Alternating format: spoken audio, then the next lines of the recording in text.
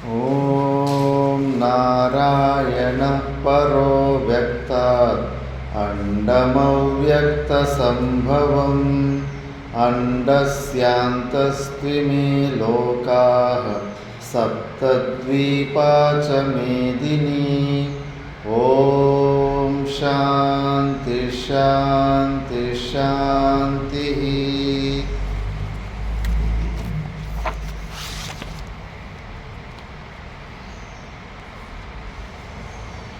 ॐ श्री परमात्मने नमः। अथ पञ्चमोऽध्यायः कर्मसन्न्यासयोगः। अर्जुन उवाच सन्न्यासं कर्मणां कृष्ण पुनर्योगं च संशसि यच्छ्रेययेतयोरेकं तन्मे ब्रूहि सुनिश्चितं।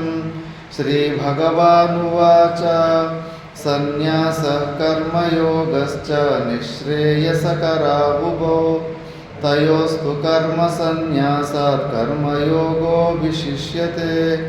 ज्ञेयः स नित्यसन्न्यासी यो न द्वेष्टि न काङ्क्षति निर्द्वन्द्वो हि महाबाहो सुखं बन्धात् प्रमुच्यते। पृथग्बाला प्रवदन्ति न पण्डिताः एकमप्यास्थिता सम्यग् उभयोर्विन्दते फलं। यत्साङ्ख्ये प्राप्यते स्थानं तद्योगैरपि गम्यते। एकं साङ्ख्यं च योगं च यः पश्यति स पश्यति। सन्न्यासस्तु महाबाहो दुःखमाप्तुमयोगतः योगयुक्तो मुनिर्ब्रह्मा न चिरेणाधिगच्छति। योगयुक्तो विशुद्धात्मा विचितात्मा विचेन्द्रियः आत्मा कुर्वन्नपि न लिप्यते। नैव किञ्चित् करोमीति युक्तो मन्येत तत्त्ववित्।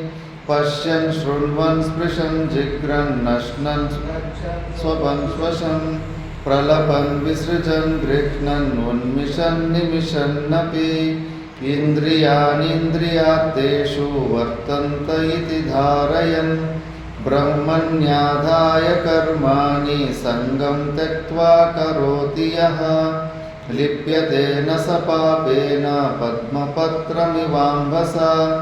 कायेन मनसा बुद्ध्या केवलैरिन्द्रियैरपि योगिनः कर्म कुर्वन्ति सङ्गं त्यक्त्वात्मशुद्धये। युक्तः कर्मफलं त्यक्त्वा शान्तिमाप्नोति नैष्ठिकीम्। फले सक्तो निबध्यते सर्वकर्माणि मनसा सन्न्यस्यास्ते सुखं वशी। नवद्वारे पुरे देहि नैव कुर्वन्न कारयन् न कर्तृत्वं न कर्माणि लोकस्य सृजति प्रभुः। न कर्मफलसंयोगं स्वभावस्तु प्रवर्तते। नादत्ते कस्यचित् पापं न चैव सुकृतं विभुः। अज्ञानेनावृतं ज्ञानं तेन मुह्यन्ति जन्तवः। ज्ञानेन तु तदज्ञानं येषां नाशितमात्मनः। त्यवज्ञानं प्रकाशयति तत्परं तद्बुद्धयस्तदात्मानस्तन्निष्ठास्तत्परायणाः गच्छन्त्य पुनरावृत्तिं ज्ञाननिर्धूतकल्मषाः। विद्याविनयसम्पन्ने ब्राह्मणे गविहस्तिनि सुनिचैव स्वपाके च पंडिता समदर्शिनः। सर्गो येषां साम्ये स्थितं मनः निर्दोषं हि समं ब्रह्म तस्मात् ब्रह्मणि ते स्थिताः। न प्रहिष्येत् प्रियं प्राप्य नोद्विजेत् प्राप्य चाप्रियं। स्थिरबुद्धिरसम्मूढो ब्रह्मविद् ब्रह्मणि स्थितः। बाह्यस्पर्शेष्वसक्तात्मा विन्दत्यात्मनि यत्सुखं स ब्रह्मयोगयुक्तात्मा सुखमक्षयमश्नुते। ये हि संस्पर्शजा भोगा दुःखयोनय एव ते कौन्तेय न तेषु रमते बुधः शक्नोति हैव यः सोढुं प्राक्शरीरविमोक्षणात् कामक्रोधोद्भवं वेगं स युक्तः स सुखी नरः योऽन्तः सुखान्तरो रामस्ततान्तर्ज्योतिरेव यः स योगी ब्रह्मनिर्वाणं ब्रह्मभूतोऽधिगच्छति लभन्ते ब्रह्मनिर्वाणं ऋषयः क्षीणकल्मषाः चिन्नद्वैधायतात्मानः सर्वभूतहिते रताः कामक्रोधोऽवियुक्तानां यतीनां यतचेतसाम् अभितो ब्रह्मनिर्वाणं वर्तते विदितात्मनाम् बहिर्बाह्या चक्षुश्चैवान्तरे भ्रुवोः प्राणापानो समो कृत्वा नासाभ्यन्तरचारिणो यतेन्द्रियमनो बुद्धिर्मुनिर्मोक्षपरायणः विगतेच्छाभयक्रोधो यः सदा मुक्त एव सः भोक्तारं यज्ञतपसां सर्वलोकमहेश्वरं सुहृदं सर्वभूतानां ज्ञात्वा मां शान्तिमृच्छति। ॐ तत्सदिति श्रीमद्भगवद्गीतासु उपनिषत्सु ब्रह्मविद्यायां योगशास्त्रे श्रीकृष्णार्जुनसंवादे कर्मसन्न्यासयोगो नाम पंचमोऽध्यायः।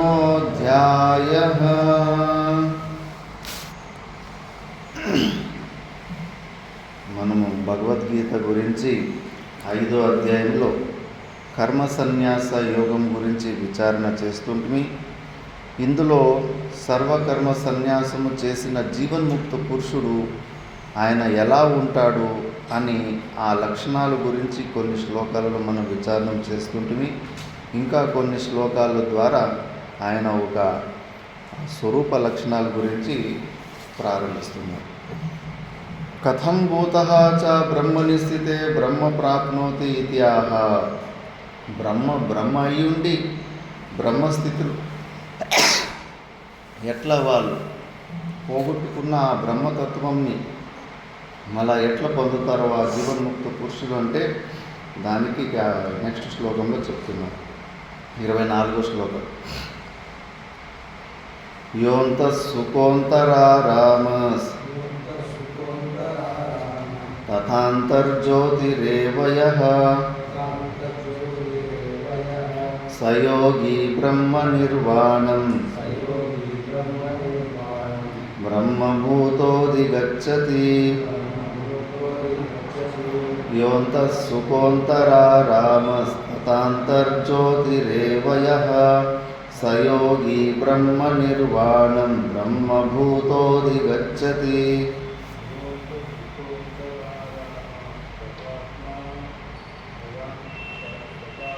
तथान्तर्ज्योतिरेव यः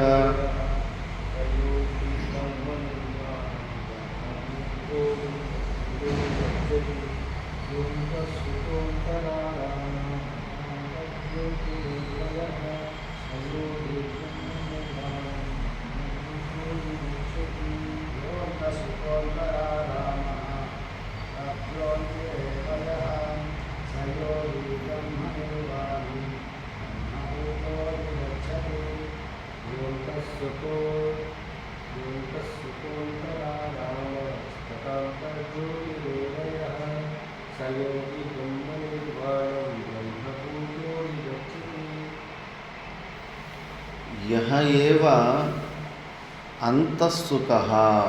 లోపలే తన స్వరూపంలోనే సుఖము పడే అలవాటు ఉన్నవాడు. బయట తన స్వరూపము కన్నా బయట ఉన్న మనుషుల ద్వారా కానీ, బుద్ధుల ద్వారా కానీ, ఇంద్రియాల ద్వారా కానీ, వాటి విషయాలు బయట ఉన్న రూపరస గంధ స్పర్శాల ద్వారా కానీ ఎక్కడ ఆయన సుఖాన్ని కోరుకోడు. స్వరూప జ్ఞానాన్ని పొంది బయట ఉన్నదంతా మిథ్యా అని సంపూర్ణంగా నిశ్చయము చేసిన వ్యక్తి క్లాస్ ఆదಮೇಲೆ ಹುಡುಗನ ಸ್ಕೂಲ್ಗೆ ಸೇರ್ಪಿಸచ్చు.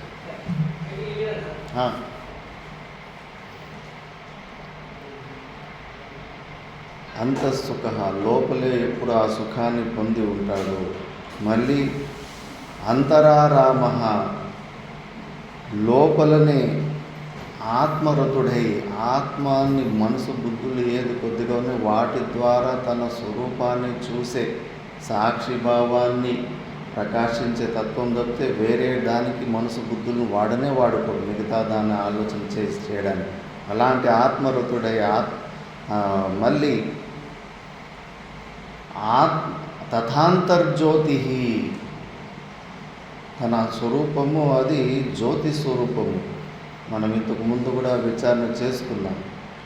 ఎలా మన ఆత్మ జ్యోతి స్వరూపం, ఎలా నారాయణ చైతన్య లైట్, మనం లైట్ లాగా ప్రకాశిస్తూ ఉంటున్నారు మన లోపల ఉన్న ఆత్మ. ఆత్మ జ్యోతి ఎట్లా? మైక్ జ్యోతినా ఇది? మరి ఆత్మ ఎట్లా జ్యోతి? స్వరూపం ఏం చూపిస్తుంది? ఇప్పుడు టార్చ్ లైట్ అంటే కనిపించని వస్తువుని చూపిస్తుంది, అందుకే దాన్ని లైట్ అంటాం, ప్రకాశం అంటాం. అగ్ని కూడా అంతే, మబ్బులో ఉన్న అంధకారాన్ని తొలగించి ఆ వస్తువులని చూపిస్తుంది. అదే నీ ఆత్మ ఉంది కదా, ఆత్మ లైట్ లాగా ఉంటే మరి దేన్ని తొలగించి దేన్ని చూపిస్తుంది? శూన్యాన్ని చూపిస్తుందా? టార్చ్ అంటే బయట ఉన్న వస్తువులు, అంధకారంలో ఉన్న వస్తువులు చూపిస్తుంది. ఆత్మ ఎట్లా, ఏ వస్తువును చూపిస్తుంది? అది లైట్ ఎట్లా, జ్యోతి ఎట్లా? అదే అది జ్యోతి స్వరూపం అంటావు. మరి ఆ జ్యోతి నుంచి ఇప్పుడు టార్చ్తో ఏమేమి పనులు చేస్తావు? వాడుకుంటావు లేదా టార్చ్ని? ఆ స్వయం జ్యోతితోటి ఏం పని చేస్తావు? ఏ అంధకారం తొలగిస్తావు?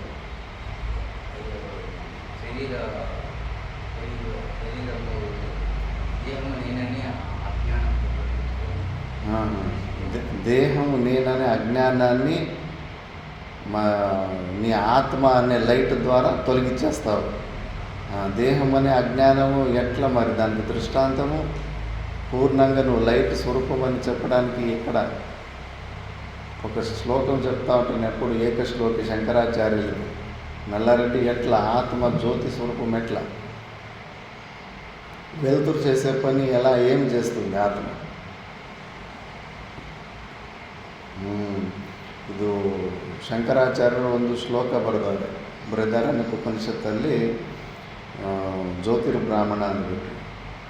ನಮ್ಮ ಆತ್ಮ ಸ್ವರೂಪ ಕೂಡ ಪ್ರಕಾಶ ಸ್ವರೂಪ ಅಂತ. ಹೇಗೆ ಅಂದರೆ, ಕಿಂ ಜ್ಯೋತಿಸ್ತವ ಭಾನುಮಾನ ಹನಿಮೇ ರಾತ್ರೋ ಪ್ರದೀಪಾದಿಕಂ ಸ್ಯಾದೇವಂ ರವಿದೀಪದರ್ಶನವಿದೋ ಕಿಂ ಜ್ಯೋತಿರಾಖ್ಯಾಹಿ ಮೇ ಚಕ್ಷುಸ್ತಸ್ಯ ನಿಮೀಲನಾದಿಸಮಯೇ ಕಿಂ ದೀದಿಯೋ ದರ್ಶನೆ ಕಿಂ ತತ್ರಾಹಮಕೋ ಭವಾನ್ ಪರಮಕಂ ಜ್ಯೋತಿಸ್ತದಸ್ಮಿ ಪ್ರಭೋ. ಉತ್ತಮ ಅಧಿಕಾರಿ ಆದರೆ ಈ ಒಂದು ಶ್ಲೋಕನೇ ಸಾಕು ಅಂತ ಶಂಕರಾಚಾರ್ಯರು ಫಸ್ಟು ಇದನ್ನು ಬರೆದವರು. ಇದಾದ ಮೇಲೆ ತತ್ವಬೋಧ, ಆತ್ಮಬೋಧ, ಭಾಷ್ಯಗಳು, ಉಪನಿಷತ್ತು ಭಾಷ್ಯ, ಬ್ರಹ್ಮಸೂತ್ರ, ಭಗವದ್ಗೀತಾ ಭಾಷ್ಯ, ಸನತ್ ಸುಜಾತಿಯ, ಈ ಥರ ಕೆಲವೊಂದು ಮತ್ತೆ ರಚನೆ ಮಾಡಿದ್ದಾರೆ. ಉತ್ತಮ ಅಧಿಕಾರಿ ಆದರೆ ಇದೊಂದೇ ಸಾಕು, ಬೇರೆ ಏನು ಬೇಕಾಗಿಲ್ಲ. ಇಲ್ಲೇ ಅವನು ಅರ್ಥ ಮಾಡ್ಕೊಂಡ್ಬಿಡ್ತಾನೆ ಆತ್ಮ ಅಂದರೆ ಏನು ಅಂತ. ಇದರಲ್ಲಿ ಗುರು ಶಿಷ್ಯರ ಸಂವಾದ ರೂಪದಲ್ಲಿದೆ. ಗುರು ಶಿಷ್ಯನ ಕೇಳ್ತಾನೆ, ಶಿಷ್ಯ ನೀನು ಹಗಲೊತ್ತು ಎಲ್ಲ ವಸ್ತುಗಳನ್ನು ಯಾವ ಬೆಳಕಿಂದ ನೋಡ್ತೀಯಪ್ಪ, ನೀನು ಯಾವ ಪ್ರಕಾಶದಿಂದ ನೋಡ್ತೀಯ ಅಂದರೆ, ಗುರುಗಳೇ ಸೂರ್ಯನ ಪ್ರಕಾಶದಿಂದ ನೋಡ್ತೀನಿ, ನನ್ನ ಇಂದ್ರಿಯ ಪ್ರಕಾಶದಿಂದ ನೋಡ್ತೀನಿ. Very good. ಮತ್ತು ರಾತ್ರಿ ಹೊತ್ತು ಎಲ್ಲ ವಸ್ತುಗಳನ್ನು ನೀನು ಯಾವ ಪ್ರಕಾಶದಿಂದ ನೋಡ್ತೀಯಪ್ಪ ಅಂದರೆ, ಗುರುಗಳೇ ಚಂದ್ರನ ಬೆಳಕು, ದೀಪದ ಬೆಳಕಿನಿಂದ ನಾನು ರಾತ್ರಿ ಹೊತ್ತು ಎಲ್ಲ ವಸ್ತುಗಳನ್ನು ನೋಡ್ತೀನಿ. Very good. ಮತ್ತು ಅಮಾವಾಸ್ಯೆ ದಿವಸ ನಿನ್ನ ಕೈ ನಿನಗೆ ಕಾಣಿಸ್ತಾ ಇಲ್ಲ, ನಿನ್ನ ಶರೀರದ ಅಂಗಗಳೇ ನಿನಗೆ ಕಾಣಿಸ್ತಾ ಇಲ್ಲ, ಅಂಥ ಒಂದು ಅಂಧಕಾರನೂ ಬರ್ತಾ ಇರುತ್ತೆ. ಮೋಡ ಪ್ಲಸ್ ಅಮಾವಾಸ್ಯೆ ಇದ್ದ ದಿವಸ ಆ ಥರ ಭಯಂಕರ ಅಂಧಕಾರ ಇರುತ್ತೆ ರಾತ್ರಿ ಹೊತ್ತು. ಮತ್ತು ಅಂಥ ಅಂಧಕಾರದಲ್ಲಿ ಇಂಥ ದೊಡ್ಡ ಹಾಲಲ್ಲಿ ಮಲಗಿರ್ತೀಯ, ಎಲ್ಲೋ ಮೂಲೆಯಲ್ಲಿ ಒಂದು ವಾಟ್ರ್ ಪಾಟ್ ಎಲ್ಲ ನೀರಿನ ವಾಟ್ರ್ ಬಾಟಲ್ ಎಲ್ಲ ಇಟ್ಟಿರ್ತೀಯ. ಅರ್ಧ ರಾತ್ರಿ ನಿನಗೆ ದಾಹ ಆಗುತ್ತೆ, ಆವಾಗ ನೀನು ಹೆಂಗೋಗೋ ಕುಡಿತೇ ಇಲ್ಲ. ಕುಡಿತೀನಿ ಗುರುಗಳು. ಮತ್ತು ಆವಾಗ ಚಂದ್ರನ ಬೆಳಕು ಇಲ್ಲ, ದೀಪದ ಬೆಳಕು ಇಲ್ಲ, ಸೂರ್ಯನ ಬೆಳಕು ಇಲ್ಲ. ಯಾವ ಬೆಳಕಿನಿಂದ ನೀನು ಆ ಕೆಲಸ ಮಾಡಿಕೊಂಡಪ್ಪ? ಹೆಂಗಾಯಿತು ನಿನಗೆ ಆ ಕೆಲಸ ಸಿದ್ಧಿ ಹೆಂಗಾಯಿತು ಅಂದರೆ ಸ್ವಲ್ಪ ಯೋಚನೆ ಮಾಡಿ, ಬುದ್ಧಿ ಕೂಡ ಲೈಟ್ ಮಾಡೋ ಕೆಲಸ ಬುದ್ಧಿ ಮಾಡ್ತು, ಪ್ರಕಾಶ ಮಾಡೋ ಕೆಲಸ. ಬೆಳಗ್ಗೆ ನಾನು ಸಾಯಂಕಾಲ ಮಲಗೋದಕ್ಕಿಂತ ಮುಂಚೆ ಈ ಮೂಲೆಯಲ್ಲಿ ನಾನು ವಾಟರ್ ಬಾಟ್ಲ್ ಇಟ್ಟಿದ್ದೀನಿ, ಇಲ್ಲಿಂದ ಒಂದು 10 ಹೆಜ್ಜೆ ಹಾಕ್ಕೊಂಡೋಗಿ ಕೈಯಲ್ಲಿ ಸ್ವಲ್ಪ ಹಿಂಗೆ ಅದು ಸಿಕ್ಬಿಡುತ್ತೆ ಅನ್ನೋ ಒಂದು ಅನುಮಾನ ಬುದ್ಧಿಯಿಂದ, ಆ ಬುದ್ಧಿಯ ಸಹಾಯದಿಂದ ನಾನು ಆ ಕೆಲಸ ಕಾರ್ಯನ ಸಿದ್ಧಿ ಮಾಡಿಕೊಂಡೆ. ಅಂದರೆ ಬುದ್ಧಿ ಕೂಡ ಪ್ರಕಾಶ ಲೈಟ್ ಮಾಡೋ ಕೆಲಸ ಬುದ್ಧಿ ಕೂಡ, ಮತ್ತು ಬುದ್ಧಿ ರೂಪ ಪ್ರಕಾಶದಿಂದ ನಾನು ಆ ಕೆಲಸವನ್ನು ಸಿದ್ಧಿ ಮಾಡಿಕೊಂಡೆ ಅಂತ. Very good. ಮತ್ತು ರಾತ್ರಿ ಹೊತ್ತು ನೀನು ಸುಷುಪ್ತಿ ಅವಸ್ಥೆಗೆ ಹೋಗ್ತಿರ್ತೀಯ ಡೈಲಿ, ಅಲ್ಲಿ ಮನಸ್ಸು ಬುದ್ಧಿಗಳು ಕೂಡ ಇರೋದಿಲ್ಲ, ಅವು ಕೂಡ ರೆಸ್ಟ್ಗೆ ಹೋಗ್ತವೆ. ನೀನು ಎದ್ದ ಮೇಲೆ ನಾನು ಚೆನ್ನಾಗಿ ಮಲಗಿದ್ದಪ್ಪ, ನನಗೆ ಯಾವುದು ಕನಸು ಕೂಡ ಬರಲಿಲ್ಲ ಅಂತ ಅಂತೀಯ. ಮತ್ತು ಅಲ್ಲಿ ಸುಷುಪ್ತಿ ಅವಸ್ಥೆಯಲ್ಲಿ ಸ್ವಪ್ನಗಳು ಬಂದಿಲ್ಲ ಅನ್ನೋ ವಿಷಯ ಯಾರು ತಿಳ್ಕೊಳ್ಳಿ? ಮನಸ್ಸು ಬುದ್ಧಿಗಳು ಕೂಡ ಇಲ್ಲ. ನೀನು ಯಾವ ಪ್ರಕಾಶದಿಂದ ಅಲ್ಲಿ ಈ ಆಶ್ರಮಕ್ಕೆ ಯಾರಾದರೂ ಬಂದಿಲ್ಲ ಅಂದರೆ ಒಳಗಡೆ ನಾನು ಇರಬೇಕಲ್ಲ, ನಾನಿದ್ರೇ ಯಾರು ಬಂದಿದ್ದರು ಯಾರು ಬಂದಿಲ್ಲ ಅಂತ ಹೇಳೋದಕ್ಕೆ. ಮತ್ತು ಸ್ವಪ್ನಗಳು ಬಂದಿಲ್ಲ ಅನ್ನೋ ವಿಷಯನ ನೀನು ತಿಳ್ಕೊಂಡಿದೀಯ. ಆವಾಗ ನಿನಗೆ ಇಂದ್ರಿಯಗಳು ಸೆಟ್ ಇರಲಿಲ್ಲ, ವ್ಯಕ್ತ ಮಾಡೋಕ್ಕಾಗಲಿಲ್ಲ. ಈಗ ಎದ್ದ ಮೇಲೆ ಸ್ಮರಣದ ರೂಪದ ಪ್ರತ್ಯಭಿಜ್ಞೆಯಿಂದ ಸ್ಮರಣ ಮಾಡಿಕೊಂಡು ಅದನ್ನು ಹೌದು ನಾನು ಮಾಡ್ಕೊಂಡಿದ್ದೆ, ನನಗೆ ಯಾರು ಸ್ವಪ್ನ ಬಂದಿಲ್ಲ. ಸ್ವಪ್ನದ ಅಭಾವವನ್ನು ಯಾವ ಪ್ರಕಾಶದಿಂದ ನೀನು ನೋಡ್ದ ಕಣೋ ಅಂದರೆ ಸ್ವಲ್ಪ ಯೋಚನೆ ಮಾಡಿ, ತತ್ ಅಹಮಸ್ಮಿ ಪ್ರಭೋ, ನನ್ನ ಒಳಗಡೆ ಇರೋ ಆ ಸಾಕ್ಷಿ ಚೈತನ್ಯ ಕೂಡ ಪ್ರಕಾಶ ಸ್ವರೂಪ ಲೈಟ್ ಇದ್ದಂಗೆ. ಅದಕ್ಕೆ ಅದು ಸ್ವಪ್ನ ಇಲ್ಲದೇ ಇರೋ ಸ್ಥಿತಿಯನ್ನು ಕೂಡ ಅದು ಜ್ಞಾನ ಮಾಡಿದೆ. ಕೇನೋಪನಿಷತ್ತಲ್ಲಿ ಕಣ್ಣಿಗೆ ಕಣ್ಣು ಥರ, ಕಿವಿಗೆ ಕಿವಿ ಥರ, ನಾಲಿಗೆಗೆ ನಾಲಿಗೆ ಥರ, ಎಲ್ಲ ಇಂದ್ರಿಯಗಳಿಗೂ ಅದು ಇಂದ್ರಿಯ ಥರ ಎಲ್ಲ ಸಾಮರ್ಥ್ಯವೂ ಆ ನಿರ್ಗುಣ ನಿರಾಕಾರ ಪರಮಾತ್ಮನಿಗೆ ಸಾಧ್ಯವಾಗುತ್ತೆ. ಅದಕ್ಕೆ ಅನಿಮ ಗರಿಮ ಸಿದ್ಧಿಗಳು ಹೊಂದಿದವರು, ಸ್ವರೂಪ ಜ್ಞಾನ ಹೊಂದಿರೋರು ಅಮೇರಿಕದಲ್ಲಿ ಏನಾಗ್ತಾ ಇದೆ, ಯಾವ ಜೀವಿದ ಪೂರ್ವ ಜನ್ಮ ಏನು, ಬರೋ ಜನ್ಮ ಏನು, ಎಲ್ಲ ಜನ್ಮಗಳಿಗೆ ಹಿಂಗೆ ಹೇಳೋದಕ್ಕೆ ಸಾಧ್ಯ ಆಗುತ್ತಂದರೆ ಅವರ ಆ ಸ್ವರೂಪದಲ್ಲಿ ಹೋಗ್ಬಿಡ್ತಾರೆ. ಎಲ್ಲವೂ ಭೂತ, ವರ್ತಮಾನ, ಭವಿಷ್ಯತ್ ಎಲ್ಲ ಕಾಲವೂ ಅದರಲ್ಲೇ ಆರೋಪಿತವಾಗಿರೋದು. ರಿಂಗ್ ಮಾಸ್ಟರ್ ಆಗಿಬಿಡ್ತಾರೆ. ಅದಕ್ಕೆ ರಮಣ ಮಹರ್ಷಿ ಹತ್ರ ಯಾರೋ ಫ್ರಾನ್ಸಿಂದ ಬರ್ತಾನೆ, ಅವನು 1 ತಿಂಗಳ ಹಿಂದ್ಗಡೆ ಬೀಚಲ್ಲಿ ಕೂತ್ಕೊಂಡು ಇಂಡಿಯಾಗೆ ಬರಬೇಕಂತ ಪ್ಲ್ಯಾನ್ ಹಾಕ್ಕೊತಾ ಇದ್ದ ಸೀನನ್ನು ರಮಣ ಮಹರ್ಷಿನ ಆವತ್ತು ಆ ಬೀಚಲ್ಲಿ ಕೂತ್ಕೊಂಡು ಹಿಂಗೆಲ್ಲ ಮಾಡ್ತಿದ್ದಲ್ಲ ಅಂದ್ಬಿಡ್ತಾರೆ. ಶಾಕ್ ಆಗಿಬಿಡ್ತಾನೆ, ನಿಮ್ಗೆ ಹೆಂಗೆ ಗೊತ್ತಾಯಿತು ಗುರುಗಳೇ ಅಂತ. ಮತ್ತು ಅವ್ರಿಗೆಲ್ಲ ಹೆಂಗೆ ಗೊತ್ತಾಗುತ್ತೆ ಅಂದರೆ ಆ ನಿರ್ಗುಣ ನಿರಾಕಾರ ಸ್ವರೂಪನಾದ ಪರಮಾತ್ಮನಿಗೆ ಎಲ್ಲ ಸಾಮರ್ಥ್ಯವಿರುತ್ತೆ. ನೋಡುವ ಸಾಮರ್ಥ್ಯ, ಕೇಳುವ ಸಾಮರ್ಥ್ಯ, ಇನ್ನೂ ವ್ಯಾಪಕವಾಗಿ ಆಲ್ ಪರ್ವೇಸಿವ್ ಆಗಿ. ಅದಕ್ಕೆ ಅದನ್ನು ಕಣ್ಣಿಗೆ ಕಣ್ಣು, ಕಿವಿಗೆ ಕಿವಿ ಇದ್ದಂಗೆ ಅಂತ. ಈಗ ಲೇಖಕ ಇರ್ತಾನೆ, ಪುಸ್ತಕಗಳು ಬರೆಯೋನು, ಅವನು ಒಳಗಡೆ ಸಾಮರ್ಥ್ಯ ಇರುತ್ತೆ ಪುಸ್ತಕಗಳು ರಚನೆ ಮಾಡೋಷ್ಟು. ನೀನು ಬುಕ್ಕು ಪೆನ್ನು ಕೊಡಲಿಲ್ಲ ಅಂದರೆ ಅವನ ಸಾಮರ್ಥ್ಯನ ಹೆಂಗೆ ವ್ಯಕ್ತ ಮಾಡ್ತಾನೆ? ವ್ಯಕ್ತ ಮಾಡೋಕ್ಕಾಗಲ್ಲ. ಹಾಗಂತ ಅವನಿಗೆ ಅದು ಬರೋದೇ ಇಲ್ಲ ಅಂತಲ್ಲ. ಅದೇ ಥರ ಈ ಶರೀರ ಸಂಘಾತ ಇಂದ್ರಿಯಗಳು ಸೆಟ್ ಇದ್ದರೆ ಅದನ್ನು ಆ ಸಾಮರ್ಥ್ಯನ ವ್ಯಕ್ತ ಮಾಡ್ಕೋಬೋದು. ಆ ಇಂದ್ರಿಯಗಳು ಸೆಟ್ ಇಲ್ಲ ಅಂದರೆ ಸ್ವರೂಪದಲ್ಲಿ ಆ ಪೊಟೆನ್ಸಿ ಇರುತ್ತೆ, ಆ ಸಾಮರ್ಥ್ಯ ವಿದ್ಯೆ ಇರುತ್ತೆ. ವ್ಯಕ್ತ ಮಾಡಬೇಕಂದ್ರೆ ಮನಸ್ಸು ಬುದ್ಧಿಗಳು ಇಂದ್ರಿಯಗಳು ಬೇಕಾಗುತ್ತೆ. ಅದಕ್ಕೆ ನಿನ್ನ ಸ್ವರೂಪವೇ ಪ್ರಕಾಶ ಸ್ವರೂಪ. ಅದಕ್ಕೆ ಅಯ್ಯೋ ನನ್ನ ಸ್ವರೂಪ ಜ್ಞಾನ ಆಗಿಬಿಟ್ರೆ ನಾನೆಲ್ಲ ಆಬ್ಸೆಂಟಾ, ಎಲ್ಲವೂ ಝೀರೋ ನಿಲ್ಲಾಗ್ಬಿಡುತ್ತಾ, ನನಗೇನು ಗೊತ್ತಾಗೋದಿಲ್ವಾ ಅಂತ ಹೆದರ್ಕೋಬೇಡ. ಎಲ್ಲವೂ ಗೊತ್ತಾಗುತ್ತೆ, ನಿನ್ನಲ್ಲೇ ಎಲ್ಲವೂ ಇರುತ್ತೆ. ನೀನು ಇಲ್ಲ ಅಂದರೆ ನನಗೇನು ಗೊತ್ತಾಗಲ್ಲ, ನಾನು ಝೀರೋಗೆ ಶೂನ್ಯಕ್ಕೆ ಹೋಗ್ಬಿಡ್ತೀನಿ ಅಂದರೆ ಕಾಡಲ್ಲಿ ಒಬ್ಬನೇ ಇದ್ದಾಗ ಒಂಥರ ಭಯ ಆಗುತ್ತಲ್ಲ, ಒಂಟಿತನದ ಭಯ, ಅದೊಂದು ಭಯ ಬರುತ್ತೆ. ಮತ್ತು ನೀನು ಸಮಾಧಿ ಸ್ಥಿತಿಗೆ ಹೋಗೋದು ಕೂಡ ಹೆದರ್ಕೊಂಡ್ಬಿಡ್ತೀವಿ. ಮತ್ತು ನೀನು ವಿವೇಕಾನಂದನೇ ಹೆದರ್ಕೊಂಡ್ಬಿಡ್ತಾನೆ. ರಾಮಕೃಷ್ಣ ಪರಮಹಂಸರ ಕಾಲದ ಹೆಬ್ಬಟ್ಟಿನಿಂದ ಸ್ವಲ್ಪ ಮಧ್ಯಕ್ಕೆ ಟಚ್ ಮಾಡಿದ್ರೆ ಸುತ್ತು ಗೋಡೆಯಲ್ಲಿರೋ ವಾಲ್ ಕ್ಲಾಕ್, ಕ್ಯಾಲೆಂಡರು ಅವು ಇವು ಗರ್ರ ಅಂತ ಸುತ್ತಿ ತನ್ನಲ್ಲಿ ಲಯ ಆಗ್ಬಿಡ್ತಾ ಇರ್ತದೆ. ಸ್ವಾಮೀಜಿ ಏನು ಮಾಡ್ತಾ ಇದ್ದೀರಾ? ನಾನು ಒಬ್ಬನೇ ಮಗ ಇದ್ದೀನಿ, ಅಕ್ಕ ತಂಗಿಯರಿದ್ದಾರೆ, ಮದುವೆ ಮಾಡಬೇಕು ಅವ್ರಿಗೆ, ನನ್ನ ತಾಯಿಯನ್ನು ಯಾರು ನೋಡ್ಕೊರಲಿಲ್ಲ, ಏನು ಮಾಡ್ತಾ ಇದ್ದೀರಾ ನೀವು ನನಗೆ ಅಂತ ಜೋರಾಗಿ ತಿರ್ಸ್ತಾರೆ. ಹೆದರಿಕೆ ಆ ಸ್ವರೂಪದ ಜ್ಞಾನ. ಅದಕ್ಕೆ ನಿನ್ನ ಸ್ವರೂಪ ಪ್ರಕಾಶ ಸ್ವರೂಪ, ಜ್ಯೋತಿ ಸ್ವರೂಪ ಅಂತ. ಮೂರ್ಖರು ಧ್ಯಾನ ಮಾಡಿ ನನಗೆ ಮಧ್ಯದಲ್ಲಿ ಜ್ಯೋತಿ ಕಾಣಿಸ್ತಾ ಇದೆ. ಕಾಣಿಸೋ ಜ್ಯೋತಿ ಅಲ್ಲ, ಜ್ಯೋತಿಯನ್ನು ಕೂಡ ನೀನು ನೋಡ್ತಾ ಇದೆಯಲ್ಲ, ಜ್ಯೋತಿ ಮಧ್ಯದಲ್ಲಿ ಬಂದಿದೆ ಅಂತ ಅದನ್ನು ನೋಡ್ತಾ ಇದೆಯಲ್ಲ, ಅದು ನೀನು. ಅಲ್ಲೋಗಿ ನಿಂತುಕೋ, ಈ ನಾಟಕಗಳು ಬಿಟ್ಟುಬಿಡು. ಮಧ್ಯದಲ್ಲಿ ಜ್ಯೋತಿ ಕಾಣಿಸ್ತಾ ಇದೆ, ಅದಕ್ಕೇನೋ ದೊಡ್ಡ ಸಾಧನೆ ಮಾಡಿಬಿಟ್ಟಿದ್ದೀನಿ, ಏನೋ ಕಿತ್ತಾಕಿದ್ದೀನಿ ಅಂತ ಎಗರಾಡ್ತಾರೆ. ಏನೂ ಆಗೋದಿಲ್ಲ. ಅದರಿಂದ ನೀನು ಯಾವ ಆತ್ಯಂತಿಕ ದುಃಖ ನಿವೃತ್ತಿ ಆಗೋದೇ ಇಲ್ಲ. ಇನ್ನೂ ಅಂಥ ಮೂರ್ಖನ ಶಂಕರಾಚಾರ್ಯ ಭಗವಾನರು ಅವನು ಜೀವನ್ಮುಕ್ತ ಪುರುಷನಾಗಿದ್ದರೂ ಕೂಡ ನಿನ್ನ ಸಂಶಯ ನಿವೃತ್ತಿ ಮಾಡೋಕ್ಕಾಗ್ತಾಯಿಲ್ಲ. ನೀನು ಕೇಳಿದ ಪ್ರಶ್ನೆಗೆ ಅವನು ಸಮಾಧಾನ ಕೊಡುವಂಥ ಸ್ಥಿತಿಯಲ್ಲಿ ಇಲ್ಲ ಅಂದರೆ, ಕೇವಲ ಸಮಾಧಿ ಸ್ಥಿತಿಯಲ್ಲಿ ಕೂತ್ಬಿಟ್ಟಿದ್ದಾನೆ ಅಂದರೆ ಮೂರ್ಖವದ್ ಉಪೇಕ್ಷಣೀಯ ಅಂತ ಬರೆದ್ಬಿಟ್ಟು. ಮೂರ್ಖನನ್ನು ಹೆಂಗೆ ನೆಗ್ಲೆಕ್ಟ್ ಮಾಡ್ತೀವೋ ಅಷ್ಟೇ ನೆಗ್ಲೆಕ್ಟ್ ಮಾಡಬೇಕು. ಯಾಕಂದರೆ ನಿನ್ನ ಸಂಶಯ ನಿವೃತ್ತಿ ಮಾಡುವವನು ಶ್ರೋತ್ರಿಯನೊಬ್ಬನೇ, ಶ್ರೋತ್ರಿಯ ಬ್ರಹ್ಮನಿಷ್ಠನೊಬ್ಬನೇ. ಆತ ಹೈ ಲೆವೆಲ್ಲು ಸಪ್ತಮ ಭೂಮಿಕೆಯಲ್ಲಿ ಹೋಗಿರೋಂಥವರಿಂದ ನಿನಗೆ ದರ್ಶನದ ಕೆಲವೊಂದು ಲಾಭಗಳು ಬಿಟ್ಟರೆ ಇನ್ನು ಯಾವುದೇ ಪ್ರಯೋಜನವೂ ಆಗೋದಿಲ್ಲ. ಸ್ಪಷ್ಟವಾಗಿ ಭಾಷೆದಲ್ಲೇ ಹೇಳ್ಬಿಟ್ಟು ಮೂರ್ಖವದ್ದು ಉಪೇಕ್ಷಣೀಯ ಅಂದ್ಬಿಟ್ಟು.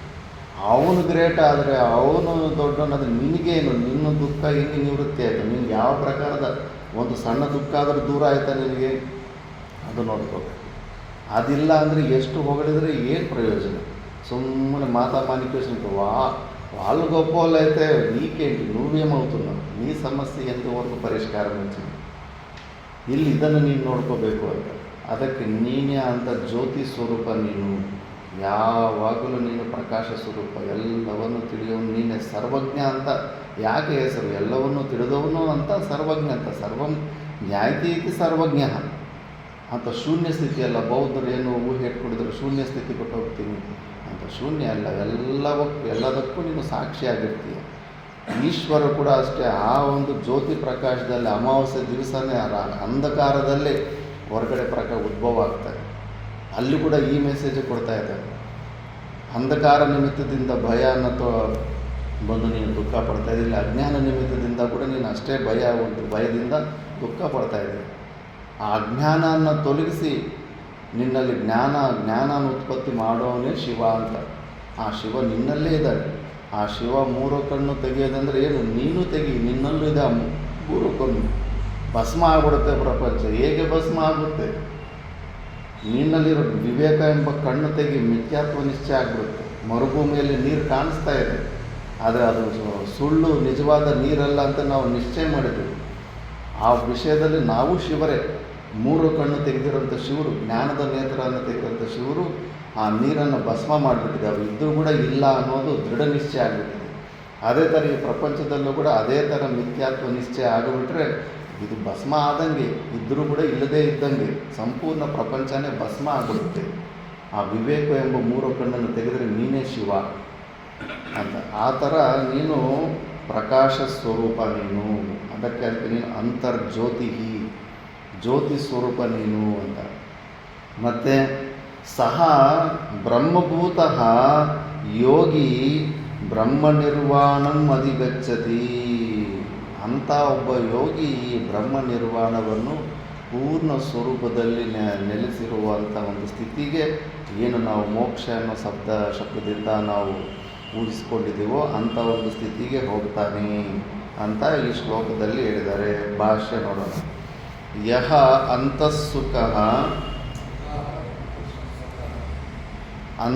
ಅಂತರಾತ್ಮನಿ ಸುಖಂ ಯಸ್ಯ ಸಹ ಅಂತಃಸುಖಃ ತಥಾ ಅಂತರೇವ ಆತ್ಮನಿ ಆರಾಮ ಆಕ್ರೀಡಾ ಯಸ್ಯ ಸಹ ಅಂತರಾರಾಮಃ ತಥಾ ಏವ ಅಂತರಾತ್ಮ ಏವ ಜ್ಯೋತಿಃ ಪ್ರಕಾಶೋ ಯಸ್ಯ ಸಹ ಅಂತರ್ಜ್ಯೋತಿಃ ಏವ.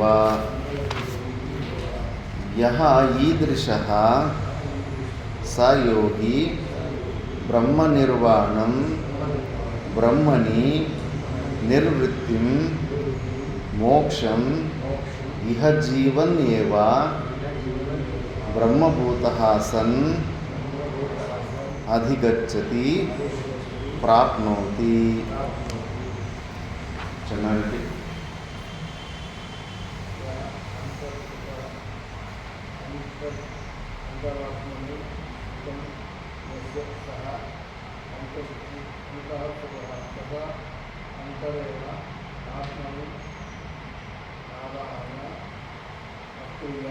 ಆ ಕ್ರೀಡಾ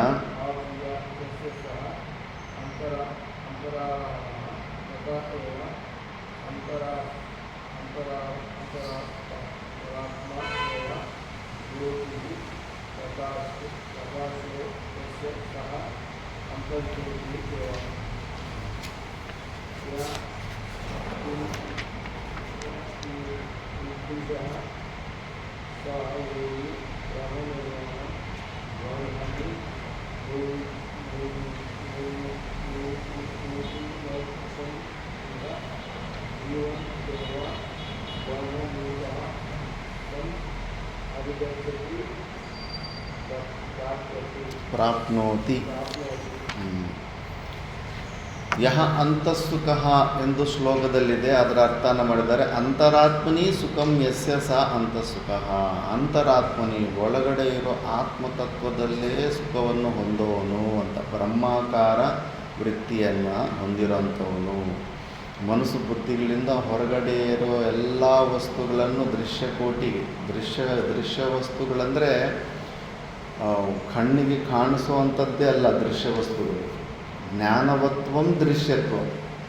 ಯಾವುದ್ರ ಬಗ್ಗೆ ಆದರೂ ನಿನಗೆ ಮನಸ್ಸು ಬುದ್ಧಿಗಳಲ್ಲೂ ಕೂಡ ಜ್ಞಾನ ಆಗೋಯ್ತಂದರೆ ಗಾಳಿ ಮತ್ತು ಆಕಾಶ, ಸ್ಪೇಸು, ಅದು ಕಣ್ಣಿಗೆ ಕಾಣಿಸ್ತಾ ಇಲ್ಲ. ಗಾಳಿಯ ಕಾರ್ಯ ಕದಲಾಡೋದು, ಬಟ್ಟೆ ಕದಲಾಡೋದು, ಕೊಂಬೆ ಕದಲಾಡೋದು, ಗಾಳಿಯ ಕಾರ್ಯ ಕಾಣಿಸ್ತಾ ಇದೆ. ಸ್ಪರ್ಶೇಂದ್ರಿಯಕ್ಕೆ ಬಂದು ಟಚ್ ಆಗೋದು.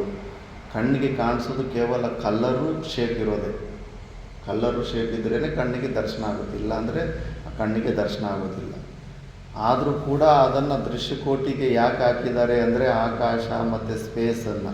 ಸ್ಪೇಸ್ ಕೂಡ ಅಷ್ಟೇ, ಅವಕಾಶದಾತೃತ್ವಂ ಆಕಾಶತ್ವಂ, ಅಕಾಮಿಡೇಟಿಂಗ್ ಕೆಪ್ಯಾಸಿಟಿ ಅನ್ನು ಸ್ಪೇಸ್ ಅಂತಾರೆ.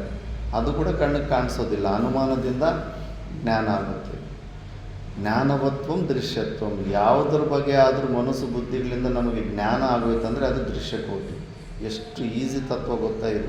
ನೀವೊಂದು ಭಗವಂತನು ಅದೃಶ್ಯ ಅನ್ನೋ ಒಂದು ಲಕ್ಷಣನ ವಿಚಾರ ಮಾಡಿದ್ರೆ ಇನ್ನು ನಮ್ಮ ಮನಸ್ಸು ಬುದ್ಧಿಗಳು, ನಮಗೆ ಮನಸ್ಸಿದೆ ಅನ್ನೋ ಜ್ಞಾನ ಆಗ್ತಿದೇ ಇಲ್ಲ, ನಮಗೆ ಬುದ್ಧಿ ಇರೋ ಅನ್ನೋ ಜ್ಞಾನ ಆಗ್ತಿದೇ ಇಲ್ಲ.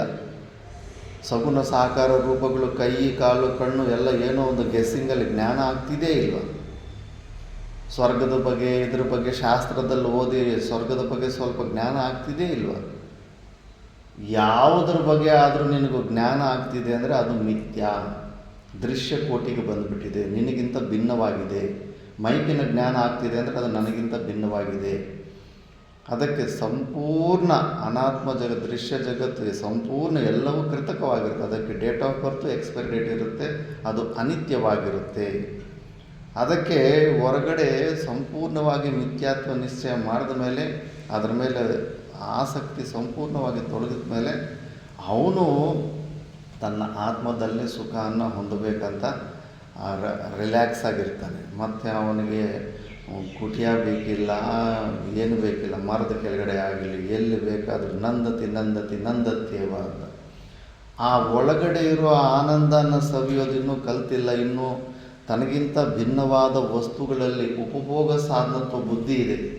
ಆ ವಸ್ತು, ಆ ಸ್ಥಿತಿ, ಆ ಪರಿಸ್ಥಿತಿ, ಆ ಅನುಕೂಲತೆಯಿಂದ ನನಗೆ ಆನಂದ ಸಿಗುತ್ತೆ, ನನಗೆ ಸೆಕ್ಯೂರಿಟಿ ಸಿಗುತ್ತೆ ಅಂತ ಸಂಭಾವನಾ ಬುದ್ಧಿ ಇತ್ತಂದರೆ ಮನಸ್ಸು ಬುದ್ಧಿಗಳು ಅವುಗಳ ಬಗ್ಗೆ ಪ್ಲ್ಯಾನಿಂಗ್, ಭೂತಾರ್ಥ ಸ್ಮರಣ, ಭವ್ಯಾರ್ಥ ವ್ಯಸನ, ಆ ಪ್ಲ್ಯಾನಿಂಗ್ಗಳಲ್ಲಿ ಬ್ಯುಸಿಯಾಗಿರುತ್ತೆ.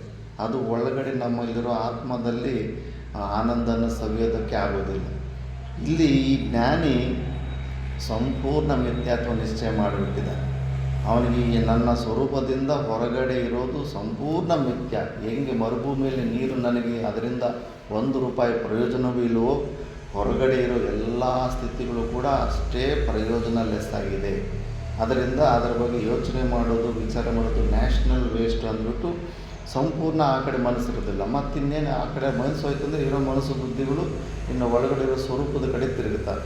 ಸ್ವಲ್ಪ ದಿವಸ ಸ್ವಲ್ಪ ಅವರವ್ರ ಪ್ರಾರಬ್ಧಕ್ಕೆ ಅನುಸಾರವಾಗಿ ಅದನ್ನು ಬ್ರಹ್ಮಾಕಾರ ವೃತ್ತಿಯಾಗಿ ಸ್ವಲ್ಪ ದಿವಸ ಆ ವೃತ್ತಿ ಇರುತ್ತೆ. ಆ ವೃತ್ತಿ ವ್ಯಾಪ್ತಿ ಕೂಡ ಸ್ವಲ್ಪ ದಿವಸ ಆದಮೇಲೆ ಸ್ವರೂಪದಲ್ಲೇ ಲಯ ಆಗಿಬಿಡುತ್ತೆ. ಅಂಥವರು ಅಂತಃಸುಖ, ಒಳಗಡೆ ಸುಖವನ್ನು ಕಂಡುಕೊಂಡಂಥವರು, ಅವರು ರಿಲ್ಯಾಕ್ಸ್ ಆಗಿರೋದಕ್ಕಾಗುತ್ತೆ. ಅಷ್ಟಾವಕ್ರ ಗೀತೆಯಲ್ಲಿ ಎಷ್ಟು ಸ್ಪಷ್ಟವಾಗಿ ಹೇಳಿದೆ, ಮೂರ್ಖರೇ, ಏನಾದರೂ ಕೆಲಸ ಮಾಡಿದ್ರೆ ಶರೀರಕ್ಕೆ ಆಯಾಸ ಆಗುತ್ತೆ. ಆ ಆಯಾಸದಿಂದ ನಿನಗಿನ್ನೂ ಡಿಸ್ಟರ್ಬ್ ಆಗ್ತೀಯ, ನಿನಗೆ ಸುಸ್ತಾಗುತ್ತೆ. ಈ ಸಿಂಪಲ್ ಲಾಜಿಕ್ ಹೆಂಗೆ ಮರ್ತೋದ್ರಿ ಅಂತ ಅಷ್ಟಾವಕ್ರ ಬರ್ತಾನೆ. ಕೈ ಕಾಲು ಆಡಿಸ್ತಾ ಇದ್ದರೆ ನಿನಗೆ ಆಯಾಸ ಜಾಸ್ತಿಯಾಗಿ, ಪರಿಶ್ರಮ ಹೆಚ್ಚಾಗಿ, ನೀನು ರೆಸ್ಟ್ಲೆಸ್ನೆಸ್ಗೆ ಹೋಗ್ತೀಯ. ನೀನು ಬಯಸ್ತಾ ಇರೋದು ಪರಮಶಾಂತಿ, ಪೂರ್ಣ ವಿಶ್ರಾಮ. ನೀನು ಮಾಡ್ತಾ ಇರೋ ಕೆಲಸಗಳೆಲ್ಲ ಕೈ ಕಾಲು ಮನಸ್ಸು ಎಲ್ಲ ಪ್ರಕಾರದ ಫುಲ್ಲು ಬ್ಯುಸಿಯಾಗಿ ಆಡಿಸ್ತಾ ಇದೆ. ಇಷ್ಟು ಸಿಂಪಲ್ ಲಾಜಿಕ್ ಹಿಂಗೆ ಮಿಸ್ ಆದರೂ ಮೂರ್ಖರೇ ಅಂತ ಬೈತಾನೆ ಅಷ್ಟಾವಕ್ರ.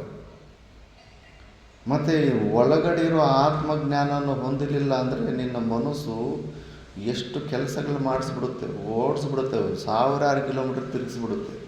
ಕನ್ನಡಕ ಟೇಬಲ್ ಮೇಲೇ ಇರುತ್ತೆ, ಇಲ್ಲ ಅಂತ ಒಂದು ಭ್ರಾಂತಿ. ನನ್ನ ಕನ್ನಡಕ ಎಲ್ಲೋ ಕಾಣಿಸ್ತಾ ಇಲ್ಲ ಅಂದ್ಬಿಟ್ಟು ಅಲ್ಲೇ ಇರುತ್ತೆ, ಕಣ್ಣು ಹೋಗಿರುತ್ತೆ ಅಲ್ಲಿ. ಅಲರ್ಟ್ನೆಸ್ ಮಿಸ್ಸಿಂಗ್ ಮೈಂಡ್, ಅದೇ ಆವರಣ ಶಕ್ತಿ. ಆವರಣ ಶಕ್ತಿ ಅಂದರೆ ಬೇರೆ ಬೆಟ್ಟಗಳು ಬಟ್ಟೆಗಳೇನಿಲ್ಲ, ಅಲರ್ಟ್ನೆಸ್ ಮಿಸ್ಸಿಂಗ್ ಮೈಂಡ್. ಅಲ್ಲಿ ಆ ವಸ್ತು ಇದ್ದು ಕೂಡ ಇಲ್ಲ ಅಂತ ಒಂದು ಸತಿ ನಿರ್ಣಯ ಮಾಡಿದ್ರೆ ನಿನ್ನ ಕೈಯಲ್ಲಿ ಈ ಆವರಣ ಶಕ್ತಿ, ವಿಕ್ಷೇಪ ಶಕ್ತಿ ಎಷ್ಟು ಕೆಲಸ ಮಾಡುತ್ತೆ. ಸೆಲ್ಫಲ್ಲಿ ಹುಡುಕು, ಬಾತ್ರೂಮಲ್ಲಿ ಹುಡುಕು, ಅಯ್ಯೋ ಅಲ್ಲಿ ಗಿಡದ ಹತ್ರ ಕೂತಿದ್ದೆ, ಅಲ್ಲೇನಾದರೂ ಮರೆತು ಬಂದಿದ್ದೇನೆ, ಅಲ್ಲೋಗಿ ಹುಡುಕು. ಇಲ್ಲ ಅಂದರೆ ಮನೆಯಲ್ಲಿ ಆವಾಗ ಇವಾಗ ಮಕ್ಕಳು ಹೆಂಡತಿ ಅಲ್ಲಿ ಇಲ್ಲಿ ಕನ್ನಡಕ ಅಲ್ಲಿ ಇಲ್ಲಿ ತಗೊಳ್ಳೋ ಆಟ ಆಡೋಕ್ಕೆ ಅಲ್ಲಿ ಇಲ್ಲಿ ಶಿಫ್ಟ್ ಮಾಡ್ತಾ ಇರ್ತಾರೆ. ಮಕ್ಕಳ ಮೇಲೆ ಜಗಳ ಆಡು, ಹೆಂಡತಿ ಮೇಲೆ ಜಗಳ ಆಡು, ಆ ಸೆಲ್ಫಲ್ಲಿರೋ ಕೋಪದಿಂದ ಬಟ್ಟೆಗಳೆಲ್ಲ ತೆಗೆದು ಕೆಳಗಡೆ ಬಿಸಾಕ್ಬಿಡು, ಎಲ್ಲೋಯ್ತು ನನ್ನ ಕನ್ನಡಕ. ಎಷ್ಟು ಕೆಲಸ ಮಾಡಿಸುತ್ತೆ ವಿಕ್ಷೇಪ ಶಕ್ತಿ. ಇದ್ದ ಕನ್ನಡಕನ ನೀನು ಇಲ್ಲ ಅಂತ ಒಪ್ಕೊಂಡಿದ್ದಾಗ, ನೀನು ಸಂಪೂರ್ಣ ಪೂರ್ಣಾನಂದ ಸ್ವರೂಪ ಅಂತ ಶಾಸ್ತ್ರಗಳು ಗರ್ಜನೆ ಮೇಲೆ ಗರ್ಜನೆ ಮಾಡ್ತದೆ. ಪ್ರತಿಯೊಂದು ಉಪನಿಷತ್ತು ಅದನ್ನು ನೀನು ಮನಸ್ಸು ಬುದ್ಧಿಗಳಿಂದ ಸ್ವಂತ ಮಾಡಿಕೊಂಡು, ಅದನ್ನು ನೀನು ಸ್ವಂತ ಮಾಡಿಕೊಳ್ಳಿಲ್ಲ ಅಂದರೆ ನಿನ್ನ ಕೈಯಲ್ಲೂ ಜುಟ್ಟಿಡಿಸ್ಬಿಟ್ಟು ವಿಪರೀತವಾದ ಪರಿಶ್ರಮಗಳು ಮಾಯ ಮಾಡಿಸ್ಬಿಡುತ್ತೆ. ನೀನು ಅಂಥ ಸುಖಿ ಆಗೋದಕ್ಕೆ ಸಾಧ್ಯವೇ ಇಲ್ಲ. ಹೊರಗಡೆನೇ ರಿಪೇರಿಗಳು, ಹೊರಗಡೆನೇ ಪ್ರಯತ್ನ ನಡೀತಾ ಇರುತ್ತೆ. ಮತ್ತು ಇಚ್ಛಿಸೋದು ಸುಖನೇ, ಪ್ರಯೋಜನ ಮನುದ್ದೇಶ ಮಂದೋಪಿ ನಾ ಪ್ರವರ್ತತೆ.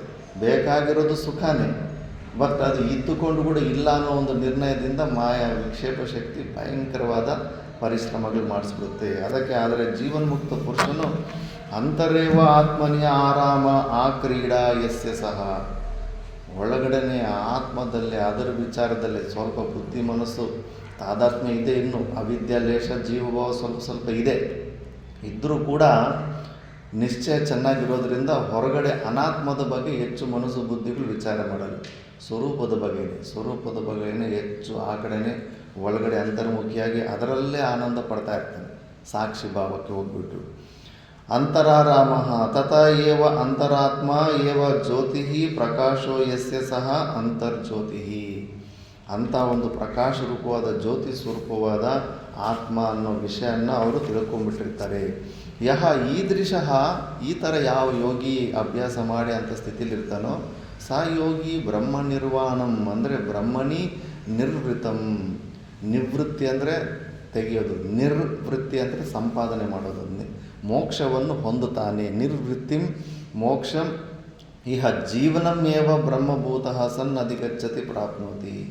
ಈ ಜೀವಭಾವ ಅವಿದ್ಯಲೇಶದಲ್ಲಿ ಜೀವಭಾವ ಇರೋವಾಗಲೇ ಆ ಜೀವನ್ಮುಕ್ತಿಯ ಅವಸ್ಥೆಗೆ ಅವನು ಹೋಗಿಬಿಡ್ತಾನೆ. ಅಂದರೆ ವಿಮುಕ್ತಸ್ಯ ಮುಚ್ಯತೆ ಅಂತ. ಈಗ ದೊಡ್ಡ ಆಕಾಶ ಇತ್ತು, ಖಾಲಿ ಜಾಗ, ದೊಡ್ಡ ಸ್ಪೇಸಲ್ಲಿ ಒಂದು ಪಾಟನ್ನು ಮಾಡಿದ್ರು. ಪಾಟ್ ಒಳಗಡೆ ಒಂದು ಸ್ಪೇಸ್ ಬಂತು. ಈ ಆಶ್ರಮ ಒಂದು 100 ವರ್ಷದ ಹಿಂದ್ಗಡೆ ಇದು ಕೊಳ ಇದೆ. ಆವಾಗ ಇದನ್ನು ಖಾಲಿ ಜಾಗ, ಒಂದೇ ಸ್ಪೇಸ್ ಅಂತ ಕರೀತಾಯಿದ್ರು. ಈಗ ಇದು ಮಠ ಎಲ್ಲ ಆದಮೇಲೆ ಕಿಚನ್ ಸ್ಪೇಸ್, ಹಾಲ್ ಸ್ಪೇಸ್, ಗರ್ಭಗುಡಿ space, bathroom space, room space, ಎಷ್ಟು ಸ್ಪೇಸ್ಗಳಾಗುತ್ತೆ ಖಾಲಿ ಜಾಗ. ಅಷ್ಟು ಖಾಲಿ ಜಾಗಗಳು ಮತ್ತು ಬಿಗ್ ಸ್ಪೇಸಲ್ಲಿ ಲಯ ಆಗಬೇಕಂದ್ರೆ ಈ ಆವರಣ, ಈ ಉಪಾಧಿ ಏನು ರೂಮುಗಳು, ಬಿಲ್ಡಿಂಗ್ ಇವೆಲ್ಲ ಬಂದಿದ್ದಾವೆ, ಅದನ್ನು ಮತ್ತೆ ಡಿಸ್ಮ್ಯಾಂಟಲ್ ಮಾಡಿಬಿಟ್ರೆ ಆವಾಗ ಕಿಚನ್ ಸ್ಪೇಸ್ ಹಿಂಗೆ ನಡ್ಕೊತ ಹೋಗಿ ಬಿಗ್ ಸ್ಪೇಸಲ್ಲಿ ಲಯ ಆಗುತ್ತೆ. ಏನು ಕ್ರಿಯೆ ನಡೆಯೋದಿಲ್ಲ ಸ್ಪೇಸಲ್ಲಿ, ಕ್ರಿಯೆಗಳು ನಡೆಯೋದಿಲ್ಲ. ಯಾವ ಥರ ಅದು ಆಲ್ರೆಡಿ ಬಿಗ್ ಸ್ಪೇಸ್ ಆಗೇ ಇತ್ತು. ಬಿಕಾಸ್ ಆಫ್ ಉಪಾಧಿ, ಈ ಉಪಾಧಿಗಳಿಂದ ಅದು ಪರಿಚಿನ್ನದಿಂದ ಅದಕ್ಕೊಂದು ಹೆಸರು. ಜೀವಭಾವ ಕೂಡ ಅಷ್ಟೇ. ಜೀವ ಹೋಗಿ ಬ್ರಹ್ಮ ಅಲ್ಲಿ ಲಯ ಆಗೋದಂದ್ರೆ ಹಿಂಗೆ ನಡ್ಕೊಂಡು ಕೈ ಕಾಲು ನಡ್ಕೊಂಡೋಗಿ ಸಕ್ಕರೆ ಹೋಗಿ ಹಾಲಲ್ಲಿ ಮಿಕ್ಸ್ ಆದಂಗೆ ಹಂಗೆ ಮಿಕ್ಸ್ ಆಗಲ್ಲ. ಅವನ ಆಲ್ರೆಡಿ ಜೀವನೇ. ಇನ್ನೇನು ಹೇಳೋದಕ್ಕೆ, ವಕ್ತುಂ ಕಿಂ ವಿದ್ಯತೆ ಹತ್ರ ಬಹುನ ಬ್ರಹ್ಮೈವ ಜೀವ ಸ್ವಯಂ. ಆ ಜೀವ ಯಾರಲ್ಲ, ಬ್ರಹ್ಮನೇ ಆಗಿದ್ದಾನೆ. ಅವನಿಗೆ ನೀನು ಲಿಮಿಟೇಷನ್ಸ್ ಶರೀರದ ಜೊತೆ ಸಂಬಂಧ ಮಾಡಿಕೊಂಡು ಅವನು ಜೀವ ಜೀವ ಜೀವ ಅಂತ ಸುಮ್ಮನೆ ನೀನು ಟೈಮ್ ವೇಸ್ಟ್ ಮಾಡ್ಕೊತಾ ಇದೆಯಾ. ರಮಣ ಮಹರ್ಷಿ ಹತ್ರ ಯಾರೋ ಹೋಗ್ಬಿಟ್ಟು ಗುರುಗಳೇ ಈ ಅಹಂಕಾರನ ಹೆಂಗೆ ತೆಕ್ಕೋಬೇಕು ಅಂತ ಕೇಳ್ತಾರೆ. ಆವಾಗ ನೋಡ್ತಾರೆ, ನೋಡಪ್ಪ ಒಂದು ಮದುವೆ ನಡೀತಾ ಇತ್ತಂತೆ, ಡೋಂಗಿಗಳಿರ್ತಾರಲ್ಲ ಮದುವೆಯಲ್ಲಿ ಫ್ರೀ ಊಟ ಮಾಡೋರಂಥವ್ರು. ಕರಿದೇವ್ರ ಮದುವೆಗಳಲ್ಲಿ ಊಟ ಮಾಡಿದ್ದೀರಾ ಇಲ್ಲ? ನೀವು ಹೋಗಿದ್ದೀರಾ? ಕರಿದೇವ್ರ ಮದುವೆಯಲ್ಲಿ ಹೋಗಿ ಊಟ ಮಾಡಿದ್ದೀರಾ ಇಲ್ಲ? నువ్వు నల్లారెడ్డి పిలువని పెళ్ళికి పోయి భోజనం చేసావా లేదా? ఒక్కడు కూడా తినలేదా? ನಾವೊಂದು 2-3 ಫಂಕ್ಷನಲ್ಲಿ ಹಂಗೆ ಹೋಗಿ ಊಟ ಮಾಡಿಬಿಟ್ಟಿದ್ವಿ. ಸಂಬಂಧನೇ ಇಲ್ಲ, ಹಸಿವಾಗ್ತಾ ಇದೆ. ಸ್ಕೂಲಲ್ಲಿ ಗುರುವಾರ ಕಲರ್ ಡ್ರೆಸ್ ಇರುತ್ತೆ. ಕಲರ್ ಡ್ರೆಸ್ ಇದ್ರೆಗನ ಮದುವೆ ಪಕ್ಕದ ಸ್ಕೂಲ್ ಪಕ್ಕದಲ್ಲೇ ಚೌಟ್ರಿ ಇತ್ತಲ್ಲಿ. ಸ್ಮೆಲ್ಲು, ಆ ಸ್ಮೆಲ್ಲಿಗೆ ಈ ಟಿಫಿನ್ಗಳು ತಿನ್ನಲ್ಲ. ಅವತ್ತು ಸ್ಕೂಲ್ ಬ್ಯಾಗಲ್ಲೇ ಇಟ್ಬಿಟ್ಟು ಒಂದು 4-10 ಜನ ಹುಡುಗರು ಹೋಗ್ಬಿಡೋದು, ಅಲ್ಲೋಗಿ ತಿಂದ್ಬಿಟ್ಟು ಬಂದ್ಬಿಡೋದು. ಮತ್ತು ಏನು ಫುಲ್ ಆ್ಯಕ್ಟಿಂಗು ಗೊತ್ತಿರುತ್ತೆ, ಯಾರಾದರೂ ಕಂಡಿಡ್ಬಿಟ್ರೆ ಮತ್ತೆ ಅವಮಾನ ಆಗುತ್ತೆ ಅಂತ ಗೊತ್ತಿರುತ್ತೆ. ಅದಕ್ಕೆ ಫುಲ್ಲು ಆ ಮದುವೆ ಅವ್ರಿಗಿಂತ ನಾವೇ ಫುಲ್ಲು ಕ್ಲೋಸಾಗಿ ಎಂಜಾಯ್, ನಮ್ಮದೇ ಮದುವೆ ಅನ್ನೋ ಥರ ಆ್ಯಕ್ಟ್ ಮಾಡ್ಕೊಂಡು ಊಟ ಮಾಡ್ಕೊಂಡು ಬಂದುಬಿಡ್ತಾಯಿದ್ವಿ. ಅದೇ ಥರ ಆ ಥರ ಒಬ್ಬರು ಇರ್ತಾನೆ.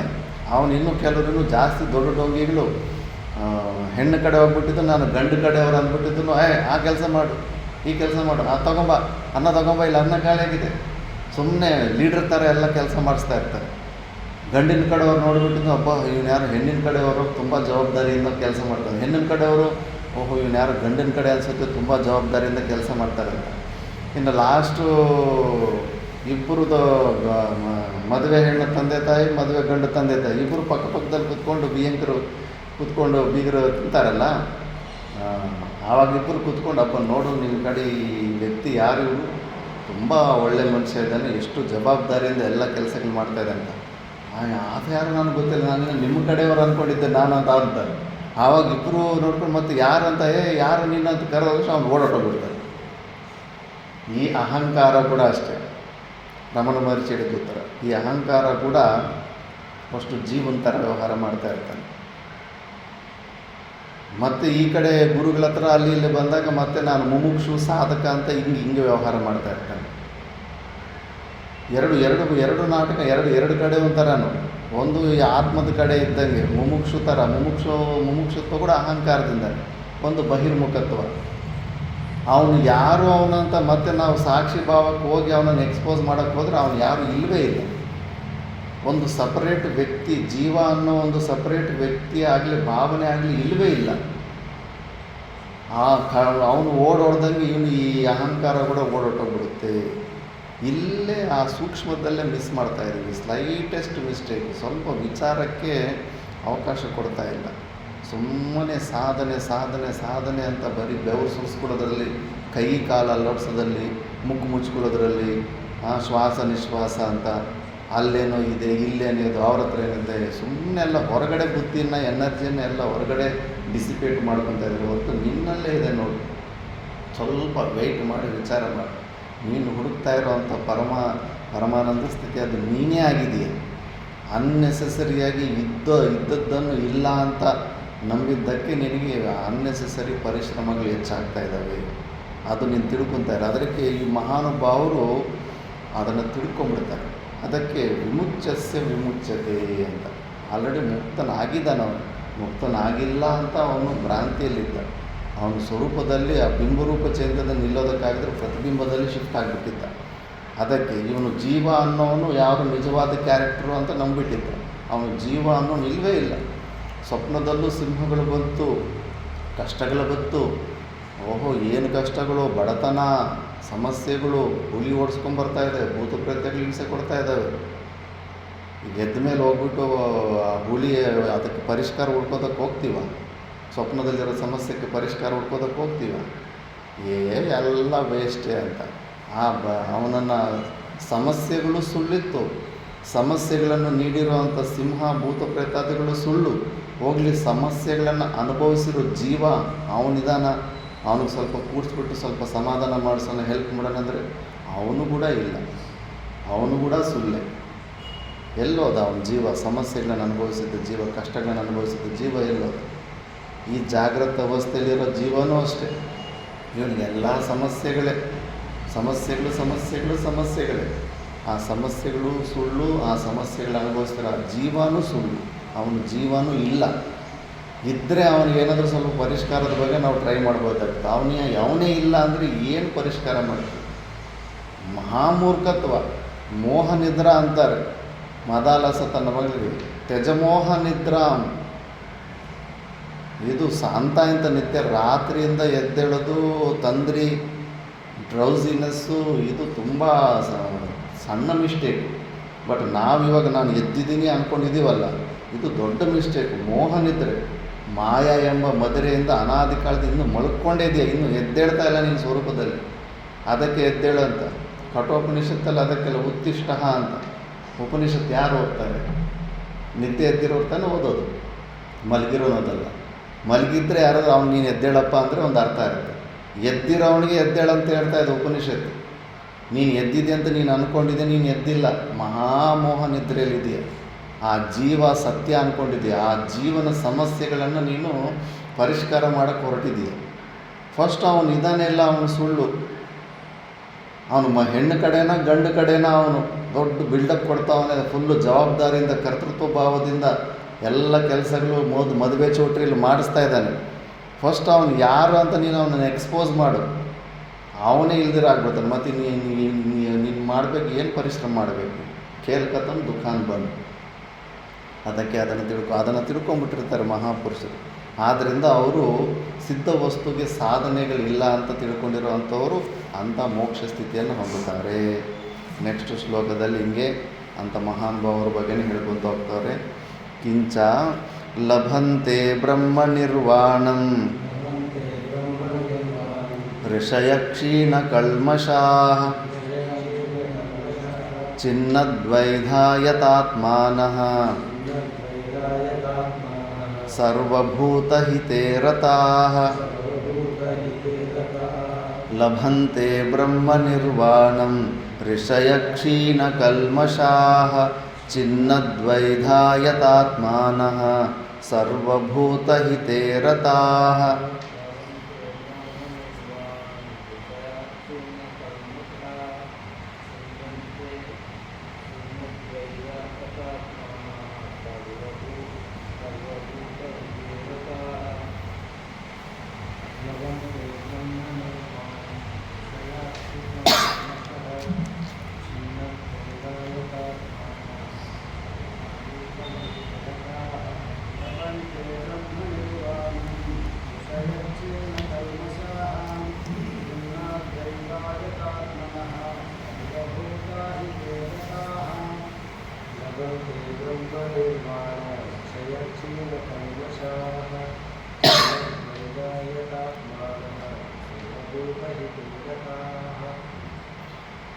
ಕ್ಷೀಣಕಲ್ಮಷಾಃ ಅಂದರೆ ಕ್ಷೀಣ ಪಾಪಾದಿ ದೋಷಾಃ.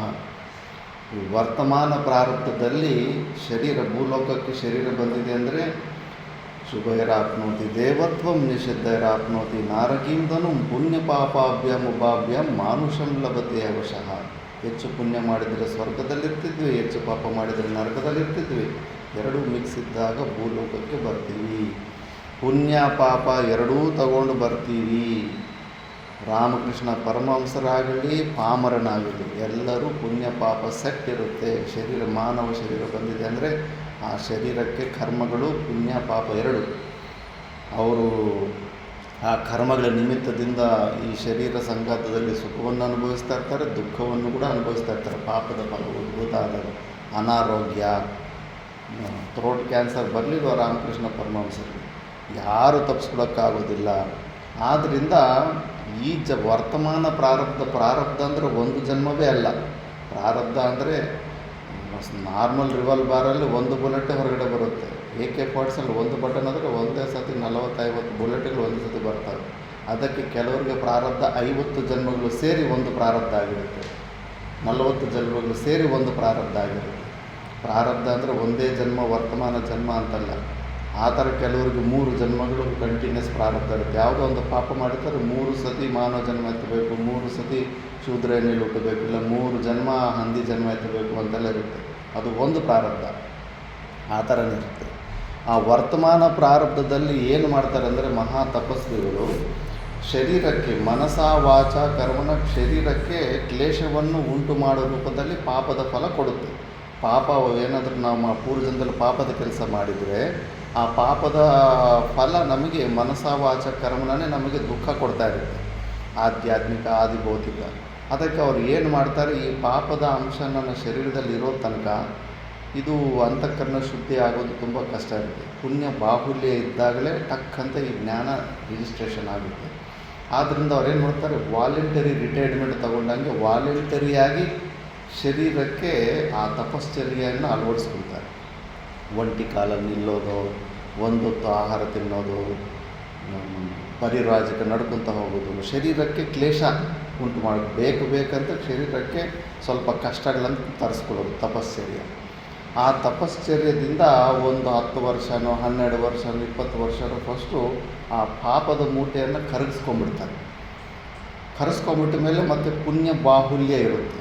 ಪುಣ್ಯ ಬಾಹುಲ್ಯ ಇದ್ದಾಗ ಆವಾಗ ಗುರುಗಳ ಹತ್ರ ಬಂದು ಈ ಶಬ್ದಗಳು ಕೇಳಿದ ತಕ್ಷಣ ಟಕ್ ಅಂತ ಪ್ರಾಕ್ಟಿಕಲ್ಗೆ ಆ ಸ್ಥಿತಿಗೆ ಹೊಟ್ಟೋಗ್ಬಿಡ್ತಾರೆ. ಆ ಪಾಪದ ಮೂಟೆ ಮಹಾಭಾರತದಲ್ಲೇ ಇರುತ್ತೆ. ಎಲ್ಲಿ ತನಕ ಅದು ಕ್ಷೀಣ ಆಗೋದಿಲ್ಲ, ನೀನು ಎಷ್ಟೇ ಇನ್ಫಾರ್ಮೇಷನ್ ತಗೋ, ಏನು ಕೃತಕೃತ್ಯತ ಧನ್ಯೋಹಂ ಅಲಂ ವೃತ್ತಿ ಎನಫ್ ಈಸ್ ಎನಫ್ ಅನ್ನೋ ವೃತ್ತಿ ನಿನಗೆ ಬರೋದಕ್ಕೆ ಸಾಧ್ಯ ಇರೋದಿಲ್ಲ. ಆ ಕರ್ಮಗಳು ನಿನ್ನನ್ನು ಎಳ್ಕೊಂಡೋಗಿ ಮತ್ತೆ ನಿನಗೆ ಸುಖ ದುಃಖಗಳು ಜೀವಭಾವದಲ್ಲಿ ಇರಿಸ್ಬಿಡ್ತವೆ. ಅದಕ್ಕೆ ಇವರು ಏನು ಮಾಡ್ತಾರೆ, ಅಂಥದ್ದೊಂದು ಫಸ್ಟು ಪಾಪಾದಿ ದೋಷಗಳು. ಯಾವುದೇ ಜೀವನ್ಮುಕ್ತ ಪುರುಷರು ಗುರು ಶಿಷ್ಯರ ಚರಿತ್ರೆ ನೋಡಿ, ಏನು ಕಠಿಣತೆ ಇರುತ್ತೆ ಗೊತ್ತಾ ವಿದ್ಯಾರ್ಥಿಗೆ. ಆ ಒಂದು ಜೀವನ್ಮುಕ್ತ ಪುರುಷನದು ಲೈಫ್ ಹಿಸ್ಟ್ರಿನೂ ಕೂಡ ನಾವು ಆದರ್ಶವಾಗಿ ತಗೊಳ್ಳೋದಕ್ಕಾಗೋದಿಲ್ಲ, ಅಷ್ಟೊಂದು ಕಠಿಣತೆಯಿಂದ ಇರ್ತದೆ. ಪ್ರತಿಯೊಂದು ಕೂಡ ಅವ್ರು 100% ಚೆಕ್ ಮಾಡಿದ ಮೇಲೇ ಉಪದೇಶ. ಶ್ರದ್ಧೆ ವಿಷಯದಲ್ಲೇ ನೋಡಿ, ಚಿದಾನಂದ ಅವಧೂತರನ್ನ ಅವ್ರ ಗುರುಗಳು ಸಿದ್ಧ ಪರ್ವತದಿಂದ ಜಂಪ್ ಮಾಡಂತಾರೆ. ಯಾರೇ ಆಗಲಿ ನಮ್ಮನ್ನು ಗುರುಗಳು ಒಂದು 100 ಫ್ಲೋರಿಂದ ಜಂಪ್ ಮಾಡಂದ್ರೆ ನಾವು ಮಾಡೋ ಸ್ಥಿತಿಯಲ್ಲಿ ಇದ್ದೀವ ನಾವು? ಇಲ್ಲ, ಶ್ರದ್ಧೆ ಇಲ್ಲ. ಗುರುವಾಕ್ಯದಲ್ಲಿ ಶ್ರದ್ಧೆ ಇಲ್ಲ, ನಂಬಿಕೆ ಇಲ್ಲ. ಮತ್ತು ಹೋಗಲಿ ಸೇವೆ, ಗುರು ಶುಶ್ರೂಷ, ವಿನೀತ ವಾಕ್ತು ಗುರು ಇದು ಸ್ವಲ್ಪ ಪರವಾಗಿಲ್ಲ. ಗುರುಗಳ ಹತ್ರ ಹೋಗುವಾಗ ಸ್ವಲ್ಪ ಮಾತಾಡೋ ಶೈಲಿನ ಸ್ವಲ್ಪ ಹೆಚ್ಚು ಕಡಿಮೆ ಮ್ಯಾಕ್ಸಿಮಮ್ ಎಲ್ಲರೂ ಸ್ವಲ್ಪ ಕಲ್ತಿರ್ತಾರೆ. ಅಟ್ಲೀಸ್ಟ್ ಅವ್ರ ಒಳಗಡೆ ಆ ಭಾವನೆ ಇಲ್ಲ ಅಂದರೂ ಮಾತಾಡೋದ್ರಲ್ಲಾದರೂ ಸ್ವಲ್ಪ ವಿನಯದಿಂದ ಮಾತಾಡೋದು ಸ್ವಲ್ಪ ಕಲ್ತಿರ್ತಾರೆ. ಸೇವೆಯಲ್ಲಿ ಗುರುಗಳ ಸೇವೆಯನ್ನು ಮಾಡಿದ್ದೆ, ಎಲ್ಲಿ ಸೇವೆ ಪಾರ್ಟ್ ಎಲ್ಲಿರುತ್ತೆ, ಯಾರ ಜೀವನದಲ್ಲೂ ಆ ಸೇವೆ ಪಾರ್ಟ್ ಅನ್ನೋದು ಕಾಣಿಸೋದಿಲ್ಲ. ಎಲ್ಲೇ ನೋಡಿ ಎಂಥ ಜೀವನ್ಮುಕ್ತ ಪುರುಷರಲ್ಲಿ ಭಾರತ ದೇಶದಲ್ಲಿ ಒಂದು 100-150 ಜನದ್ದು, 850 ಈಗ ಒಂದು 500 ಜನದ್ದು ಹೆಚ್ಚು ಕಡಿಮೆ ಸಿಗುತ್ತೆ ಚರಿತ್ರೆ. ಇವು ಎಲ್ಲವೂ ಯಾಕೆ ಗುರುಗಳಿಗೆ ಏನು ಬೇಕಾಗಿರುತ್ತೆ, ಅವರ ಆತ್ಮರತಿ ಆತ್ಮತೃಪ್ತರಾಗಿರೋರು. ಎಷ್ಟೋ ಜನ ಮಹಾನುಭಾವರು ಹಸಿವು ಬಾಯಾರಿಕೆಯಿಂದನೇ ಅತೀತರಾಗಿರ್ತಾರೆ. ಮಾತಾ ಮಾಣಿಕೇಶ್ವರಮ್ಮ ಅವರು ಅಲ್ಲಿ ಆಹಾರನೇ ತಗೊತಾ ಇರಲಿಲ್ಲ, ಆದರೂ ಕೂಡ ಎಂಥ ಸೇವೆ ಮಾಡಿ ತೋರಿಸ್ತಾಯಿದ್ರು. ಆ ಕಳುವು ತೆಗಿತಾ ಇದ್ದರೆ ಅದನ್ನು ಎತ್ತಾಕಕ್ಕೆ 13 ಜನ ಬೇಕಾಗ್ತಾಯಿತ್ತು. ಮತ್ತು ಅವ್ರಿಗೇನು ಒಬ್ಬರಿಂದ ಏನು ಡಿಪೆಂಡೆನ್ಸಿ ಇಲ್ಲ, ಒಬ್ಬರಿಂದ ಏನು ಅವಶ್ಯಕತೆಯೇ ಇಲ್ಲ. ಮತ್ತು ಅವರೆಲ್ಲ ಯಾಕೆ ತೋರಿಸ್ತಾ ಇದ್ದಾರೆ ಇದು? ಯಾಕಂದರೆ ಇದು ನಮ್ಮಲ್ಲಿರೋ ಪಾಪದ ಮೂಟೆ ಕರಗಲಿ ಅಂತ ಬಿಟ್ಟು ಅವರೆಲ್ಲ ಅದು ಫಸ್ಟ್ ಕ್ಲೀನ್ ಮಾಡಿಸ್ಬೇಕಂತ ಅವ್ರು ಪ್ರಯತ್ನ ಮಾಡ್ತಾರೆ. ನಮಗೇನೋ ನಮ್ಮನ್ನು ಎಕ್ಸ್ಪ್ಲಾಯ್ಟ್ ಮಾಡ್ತಾವ್ರಂತ ನಮಗೆ ಭಾವನೆ ಬರುತ್ತೆ. ಎಕ್ಸ್ಪ್ಲಾಯ್ಟು ಮಾಡ್ತಾರೆ, ಸೇವೆ ಹೆಸರಲ್ಲಿ ಎಕ್ಸ್ಪ್ಲಾಯ್ಟ್ ಕೂಡ ಮಾಡ್ತಾರೆ, ಏನು ಸುಮಾರು ನೋಡಿದ್ದೀವಿ. ಬಟ್ ಯೋಗ್ಯವಾದ ಗುರು ಸಿಕ್ಕಿದಾಗ ಈ ಕ್ಷೀಣ ಕಲ್ಮಶಃ ಎಲ್ಲ ಪ್ರಕಾರದ ಫಸ್ಟು ಈ ಥರ ತಪಶ್ಚರಣೆಯಿಂದ ಒಳಗಡೆ ಶ್ರವಣ ಮಾಡೋದ್ರಿಂದ ಎಷ್ಟೋ ಪುಣ್ಯ ಬರ್ತಾ ಇರುತ್ತೆ. ಇದರಲ್ಲೇ ಮಹಾ ಪುಣ್ಯ ಬರುತ್ತೆ. ಒಂದು ಕ್ಷಣ ಬ್ರಹ್ಮ ವಿಚಾರದಲ್ಲೂ ಕೂಡ ಸುಮಾರು ಪುಣ್ಯ ಬರುತ್ತೆ. ಇಂಥ ಫಸ್ಟು ಆ ಪಾಪಗಳನ್ನೆಲ್ಲ ಕ್ಷೀಣ ಪಾಪಾದಿ ದೋಷಾಹ ಅಂಥವರು ಏನು ಮಾಡ್ತಾರೆ ಅಂದರೆ ಚಿನ್ನದ್ವೈದ ಸಂಶಯಗಳು ನಿವೃತ್ತಿ ಆಗಿಬಿಟ್ಟಿದೆ. ಇದು ತುಂಬ ಇಂಪಾರ್ಟೆಂಟು. ಎಲ್ಲೇ ಆಗಲಿ ಏಕಾಂತಕ್ಕೆ ಸಾಧನೆ ಮಾಡೋಕ್ಕೆ ಹೋದಾಗ ಸಂಶಯ ನಿವೃತ್ತಿ ಆಗಿರಬೇಕು. ಸಂಶಯ ನಿವೃತ್ತಿ ಸ್ಥೂಲ ನಿಕನ ನ್ಯಾಯ ಅಂತ ಚೆಕ್ ಮಾಡ್ಕೋಬೇಕು. ಹಸುವನ್ನು ಕಟ್ಟಾಕಬೇಕಾದ್ರೆ ಒಂದು ಗೂಟವನ್ನು ಹೊಡೆದು ಕಲ್ಲಿಂದನೂ ಹೊಡೆದ ಮೇಲೆ ಕೈಯಲ್ಲಿ ಹಿಂಗೆ ಅಲ್ಲಾಡಿಸಿ ನೋಡ್ತಾರೆ ಗಟ್ಟಿಗಿದೆಯಾ ಇಲ್ಲ ಅಂತ. ಅದೇ ಥರ ನೀನು ನೀನು ಏನು ನಿಶ್ಚಯ ಮಾಡಿಕೊಂಡಿದೆ, ನಿನ್ನ ನಿಶ್ಚಯಗಳು ಪೂರ್ವ ಪಕ್ಷಿ ರೂಪದಲ್ಲಿ ಪ್ರಶ್ನೆಗಳು ಬಂದಾಗ ಶೇಕ್ ಆಗ್ತಿದೆಯಾ, ಅವುಗಳಿಗೆ ನಿನ್ನ ಹತ್ರ ಉತ್ತರ ಇದೆಯಾ ಇಲ್ವಾ, ಅದು ಕ್ರಾಸ್ ಚೆಕ್ ಮಾಡ್ಕೋಬೇಕು. ಮತ್ತು ಶಾಸ್ತ್ರ ಹೇಳ್ತಾ ಇದೆ, ನೀವು ಹಸಿವು ಬಾಯಾರಿಕೆಗಳಿಲ್ಲ, ಮತ್ತು ನಮಗೆ ಹಸಿವು ಬಾಯಾರಿಕೆಗಳಿದೆ ಅಂತ ನಾವು ದೃಢವಾಗಿ ನಂಬಿದ್ದೀವಿ. ಅದರಿಂದ ಡಿಪೆಂಡೆನ್ಸ್ ಇದೆ, ಪರಾಧೀನತೆ. ಎಲ್ಲಿ ಹೋದರೂ ಒಂದು ಜಾಗದಲ್ಲಿ ಪರಾಧೀನತೆಗೆ ಸರೆಂಡರ್ ಆಗ್ತಾ ಇದ್ದೀವಿ. ಇದು ತಾನೇ ಸಂಶಯ, ಬರಬೇಕಲ್ಲ ಇವೆಲ್ಲ ಯಾಕೆ ಅಂತ. ಭಯ ಇಲ್ಲ. ಆ ಜ್ಞಾನ ಅನ್ನೋದ್ರ ಮೇಲೆ ಯಾವುದೇ ವಿಷಯದಲ್ಲಿ ಭಯ ಅನ್ನೋದು ಬರಬಾರ್ದು. ನಮಗೆ ಎಷ್ಟು ಪ್ರಕಾರದಲ್ಲಿ ಭಯ ಬರ್ತಾ ಇದೆ, ಇನ್ಸೆಕ್ಯೂರ್ ಫೀಲಿಂಗ್ಸ್ ಬರ್ತಾ ಇದೆ. ಈ ಶರೀರ ನಿರ್ವಹಣೆ ಬಗ್ಗೆ ಎಷ್ಟೊಂದು ಯೋಚನೆಗಳು ಬರ್ತಾ ಇದೆ. ಇವೆಲ್ಲ ಏನು ಇರಬಾರ್ದು. ಇವೆಲ್ಲ ಸಂಶಯ ನಿವೃತ್ತಿ ಅಂದರೆ ಪ್ರಾಕ್ಟಿಕಲ್ ಆಗಿ ಆ ಪರಮ ಶಾಂತವಾದಂಥ ಸ್ಥಿತಿ ನಾನು ಹೊಂದುತ್ತಿದ್ದೇನೆ, ಇಲ್ಲ ಇನ್ನೂ ಅನ್ಕಂಫರ್ಟಬಲ್ ಆಗಿ ಇದೆ ಇನ್ನೂ ಅನ್ನೋದು ಚೆಕ್ ಮಾಡ್ಕೋಬೇಕು. ಇವರಿಗೆ ಮಹಾನುಭಾವರಿಗೆ ಅವರಿಗೆ ಚಿನ್ನದ್ವೈದ ಅಂದರೆ ಚಿನ್ನ ಸಂಶಯ, ಅವರಿಗೆ ಸಂಶಯ ನಿವೃತ್ತಿ ಸಂಪೂರ್ಣವಾಗಿ ಆಗಿಬಿಟ್ಟಿದೆ. ಶರೀರವನ್ನು ಬಿಟ್ಬಿಟ್ಟಿರ್ತಾರೆ ಪ್ರಾರಂಭದಲ್ಲಿ. ಗೋವಿಂದ ಭಟ್ರು ಶಿಶ್ನಾಳ ಶರೀಫರಲ್ಲಿ, ಗೋವಿಂದ ಭಟ್ರೆಲ್ಲ ಶಿಶ್ನಾಳ ಶರೀಫರಿಗೆಲ್ಲ ಟ್ರೈನಿಂಗ್ ಕೊಟ್ಟ ಮೇಲೆ ಹೋಗಿ ಗೃಹಸ್ಥಾಶ್ರಮಕ್ಕೆ ಹೋಗಿ ಮದುವೆ ಮಾಡ್ಕೋಗಂತ ಕಳಿಸ್ತಾರೆ. ಇಲ್ಲ ಗುರುಗಳೇ, ಇಷ್ಟೊಂದೆಲ್ಲ ಪಾಠ ಮಾಡಿದ್ಮೇಲೆ ಮತ್ತೆ ಆ ಕಡೆ ಯಾಕೆ ಕಳಿಸ್ತಾ ಇದ್ದೀರಾ, ಅದು ಇದು ಅಂತಾರೆ. ಇಲ್ಲ ಕಣೋ, ಕೆಲವೊಂದು ವಿಷಯಗಳು ಥಿಯರಿಯಲ್ಲಿ ಅರ್ಥ ಆಗೋದಿಲ್ಲ, ಪ್ರಾಕ್ಟಿಕಲ್ಲೇ ಅರ್ಥ ಆಗುತ್ತೆ. ಆ ಕಡೆ ಇರೋ ಮೋಹ ದೂರದಿಂದ ಇದ್ದಾಗ ಪಕ್ಕದಲ್ಲಿರೋ ಪ್ಲೇಟಲ್ಲಿರೋ ಅನ್ನ ಚೆನ್ನಾಗಿದೆಯೇನೋ, ಪಕ್ಕದ ಮನೆಯಲ್ಲಿ ಇರೋ ಊಟ ಚೆನ್ನಾಗಿದೆ ಅಂತ ಆ ಕಡೆನೇ ಸಂಭಾವನೆ ಬುದ್ಧಿ ಹೆಚ್ಚಿರುತ್ತೆ. ಹಂಗಿದ್ದಾಗ ಅಲ್ಲಿ ಹೋಗಿ ತಿಂದು ನೋಡಿ ಬಂದ್ಬಿಟ್ಟು ಏನಿದೆ ಗೊತ್ತಾಗ್ಬಿಡುತ್ತೆ. ಗೃಹಸ್ಥಾಶ್ರಮಕ್ಕೆ ಕಳಿಸ್ತಾನೆ, ಇನ್ನು ಎಲ್ಲ ಸಮಸ್ಯೆಗಳು ಸ್ಟಾರ್ಟ್ ಆಗುತ್ತೆ. ಇದು ಆ ಗೃಹಸ್ಥಾಶ್ರಮದಲ್ಲಿ ಅನುಭವಿಸಿ ಅಂತಾನೆ. ಅವಾಗ ಗೃಹಸ್ಥಾಶ್ರಮ ಅನುಭವಿಸಿ ಬಂದವನಿಗೆ ಈ ಕಡೆ ಬಂದವನಿಗೆ ಅರ್ಥ ಆಗುತ್ತೆ ಸಂಸಾರ ಅಂದರೆ ಏನು. ಅದು ದುಃಖಾಲಯಂ ಅಶಾಶ್ವತಂ ಅಂತ. ದುಃಖದ ಆಲಯ ಅದು ಅಶಾಶ್ವತವಾದಂತ, ಅದರಲ್ಲಿ ಈಜಾಡಿರೋನಿಗೆ ಗೊತ್ತಾಗುತ್ತೆ ಅಂತ. ಆವಾಗ ಬಂದು ಹಿಂಗಿರ್ತೀನಿ ಹಂಗಿರ್ತೀನಿ ಅಂದರೆ ಹೆಂಗೂ ನೀನು ಅಂದ್ಕೊಂಡಂಗೆ ಏನಾಗೋದಿಲ್ಲ. ನಿನಗೆ ಗೊತ್ತಿಲ್ದಂಗೆ ಆ ತಾಯಿ ಜಗದಂಬೆ ನಿನ್ನ ಕೈಲಿ ಏನು ಕೆಲಸ ಮಾಡಿಸ್ಕೊತಾಳೋ ಯಾರಿಗೆ ಗೊತ್ತು ಅಂತ. ನಿನ್ನ ಶರೀರನ ಆ ಜಗದಂಬೆಗೆ ಒಪ್ಪಿಸ್ಬಿಡು. ಅಂದರೆ ಈ ಶರೀರನ ಪ್ರಾರಬ್ಧಕ್ಕೆ ಒಪ್ಪಿಸ್ಬಿಡು ನೀನು. ಅದು ಆ ಶರೀರದಿಂದ ಏನು ಕ್ರಿಯೆಗಳಾಗಬೇಕಾಗಿದೆಯೋ ಅದು ನೋಡ್ಬಿಡ್ತೀನಿ. ನೀನು ನಿನ್ನ ಕರ್ತೃತ್ವವನ್ನು ನೀನು ಬೇಗನೆ ತಗೊಳ್ಳಿಲ್ಲ ಅಂದರೆ ನೀನು ಸಿಕ್ಕಾಕೊಂಡ್ಬಿಡ್ತೀಯ. ಅದೆಲ್ಲ ನಿನ್ನ ಸಮಸ್ಯೆಗಳಾಗ್ತವೆ. ತೆಕ್ಕೊಂಡ್ಬಿಟ್ಟಿದೆ ಅಂದ್ರೆ ಅಲ್ಲೇ ನೀನು ಮೋಕ್ಷ ಹೊಂದ್ಬಿಡ್ತೀಯ. ಆದ್ದರಿಂದ ಈ ಮಹಾನುಭಾವರು ಎಲ್ಲ ಪ್ರಕಾರದ ಸಂಶಯಗಳನ್ನು ನಿವೃತ್ತಿ ಮಾಡಿಕೊಂಡು ಶರೀರನ ಒಪ್ಪುವು ಪ್ರಾರಬ್ಧ ಕಂಠಾರ್ಪಿತಂ ಅಂತ, ಪ್ರಾರಬ್ಧಕ್ಕೆ ಒಪ್ಪಿಸ್ಬಿಟ್ಟಿರ್ತಾರೆ ಅಂಥ ಮಹಾನುಭಾವರು. ಮತ್ತು ಸರ್ವಭೂತೆ ರಥಾಹ, ಇದು ಅವರು ಜೀವನ್ಮುಕ್ತ ಪುರುಷರು ಗುರುಗಳನ್ನು ಹೇಗೆ ಗುರ್ತಿಡಬೇಕಂದ್ರೆ, ಎಲ್ಲ ಭೂತಗಳು, ಎಲ್ಲ ಜೀವರಾಶಿ, ಎಲ್ಲ ಪ್ರಾಣಿಗಳಲ್ಲೂ ಕೂಡ ಅವರಿಗೆ ಅವರ ಅನ್ಯರ ಹಿತರನ್ನೇ ಅವರು ಚಿಂತನೆ ಮಾಡ್ತಾ ಇರ್ತಾರೆ. ಯಾವಾಗಲೂ ನಮ್ಮ ಸ್ವಾರ್ಥ ನೋಡ್ಕೊಡೋದಲ್ಲ, ನಮ್ಮಿಂದ ಇನ್ನೊಬ್ಬನ ಲಾಭ ಪಡಬೇಕು, ಅವನಿಂದ ನಾವು ಲಾಭ ಪಡೆಯೋದಲ್ಲ, ನಮ್ಮಿಂದ ಇನ್ನೂ ಮಿಕ್ಕಿದವ್ರು ಲಾಭ ಪಡಬೇಕು. ಅಂಥ ಸ್ಥಿತಿಯಲ್ಲಿ ಜೀವನ್ಮುಕ್ತ ಪುರುಷರಿರ್ತಾರೆ. ಮತ್ತು ನೀನೊಂದು 40 ವರ್ಷ 50 ವರ್ಷ ಒಂದೊಂದು ರೂಪಾಯಿಗೆ ಜಗಳ ಆಡಿ ಅಂಗಡಿಗೆ ಹೋದರೂ ಕೂಡ ಅವನು ಟೊಮೊಟೊ 10 kg ಅಂದರೆ ನೀನು 2 ರೂಪಾಯಿಗೆ ಕೇಳಿ ಅಲ್ಲಿಂದ ಬೇರ ಆಡಿ ಆ ಥರ ಜೀವನ ನಡೆಸಿರೋನು ಒಂದೇ ಸತಿ ನೀನು ಮಾರ್ತಾ ಇರೋ ವ್ಯಾಪಾರಿ ಅವನು ಹಿತ ಆಗಬೇಕಂತ ಮನಸ್ಸು ಬರುತ್ತಾ? ತುಂಬ ಕಷ್ಟ ಆಗುತ್ತೆ, ತುಂಬ ಕಷ್ಟ ಆಗುತ್ತೆ.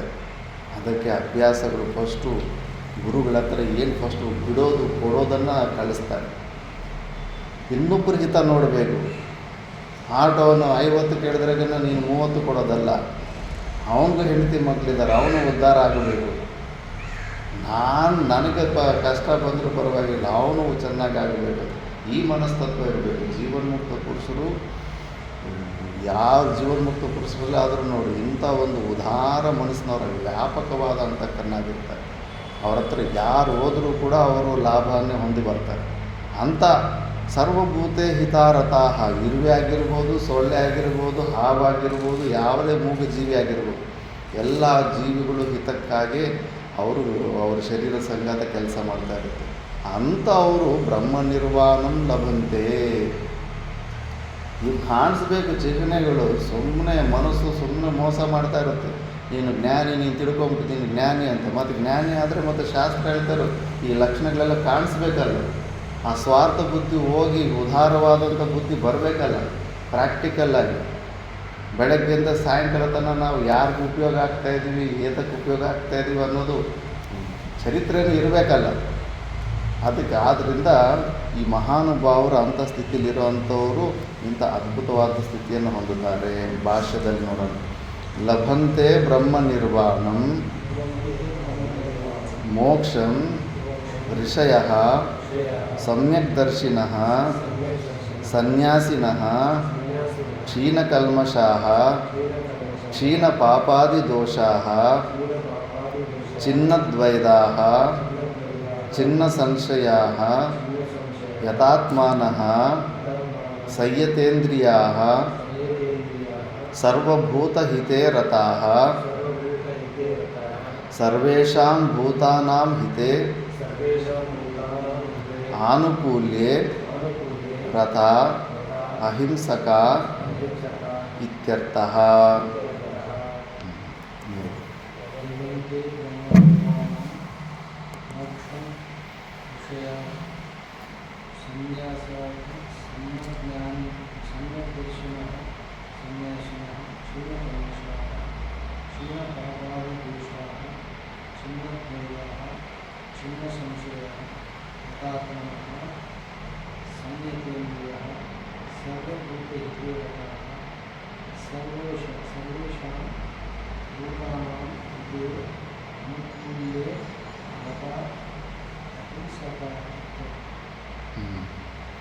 ಶ್ಲೋಕದಲ್ಲಿರೋ ಪದಗಳಿಗೆ ಅರ್ಥ ಮಾಡಿದರೆ ಇದು ಈಸಿಯಾಗಿದೆ. ಲಭಂತೆ ಬ್ರಹ್ಮ ನಿರ್ವಾಣಂ. ಬ್ರಹ್ಮ ನಿರ್ವಾಣ ಅಂದರೆ ಮೋಕ್ಷನ ಹೊಂದುತ್ತಾರೆ ಯಾರು? ಋಷಯ.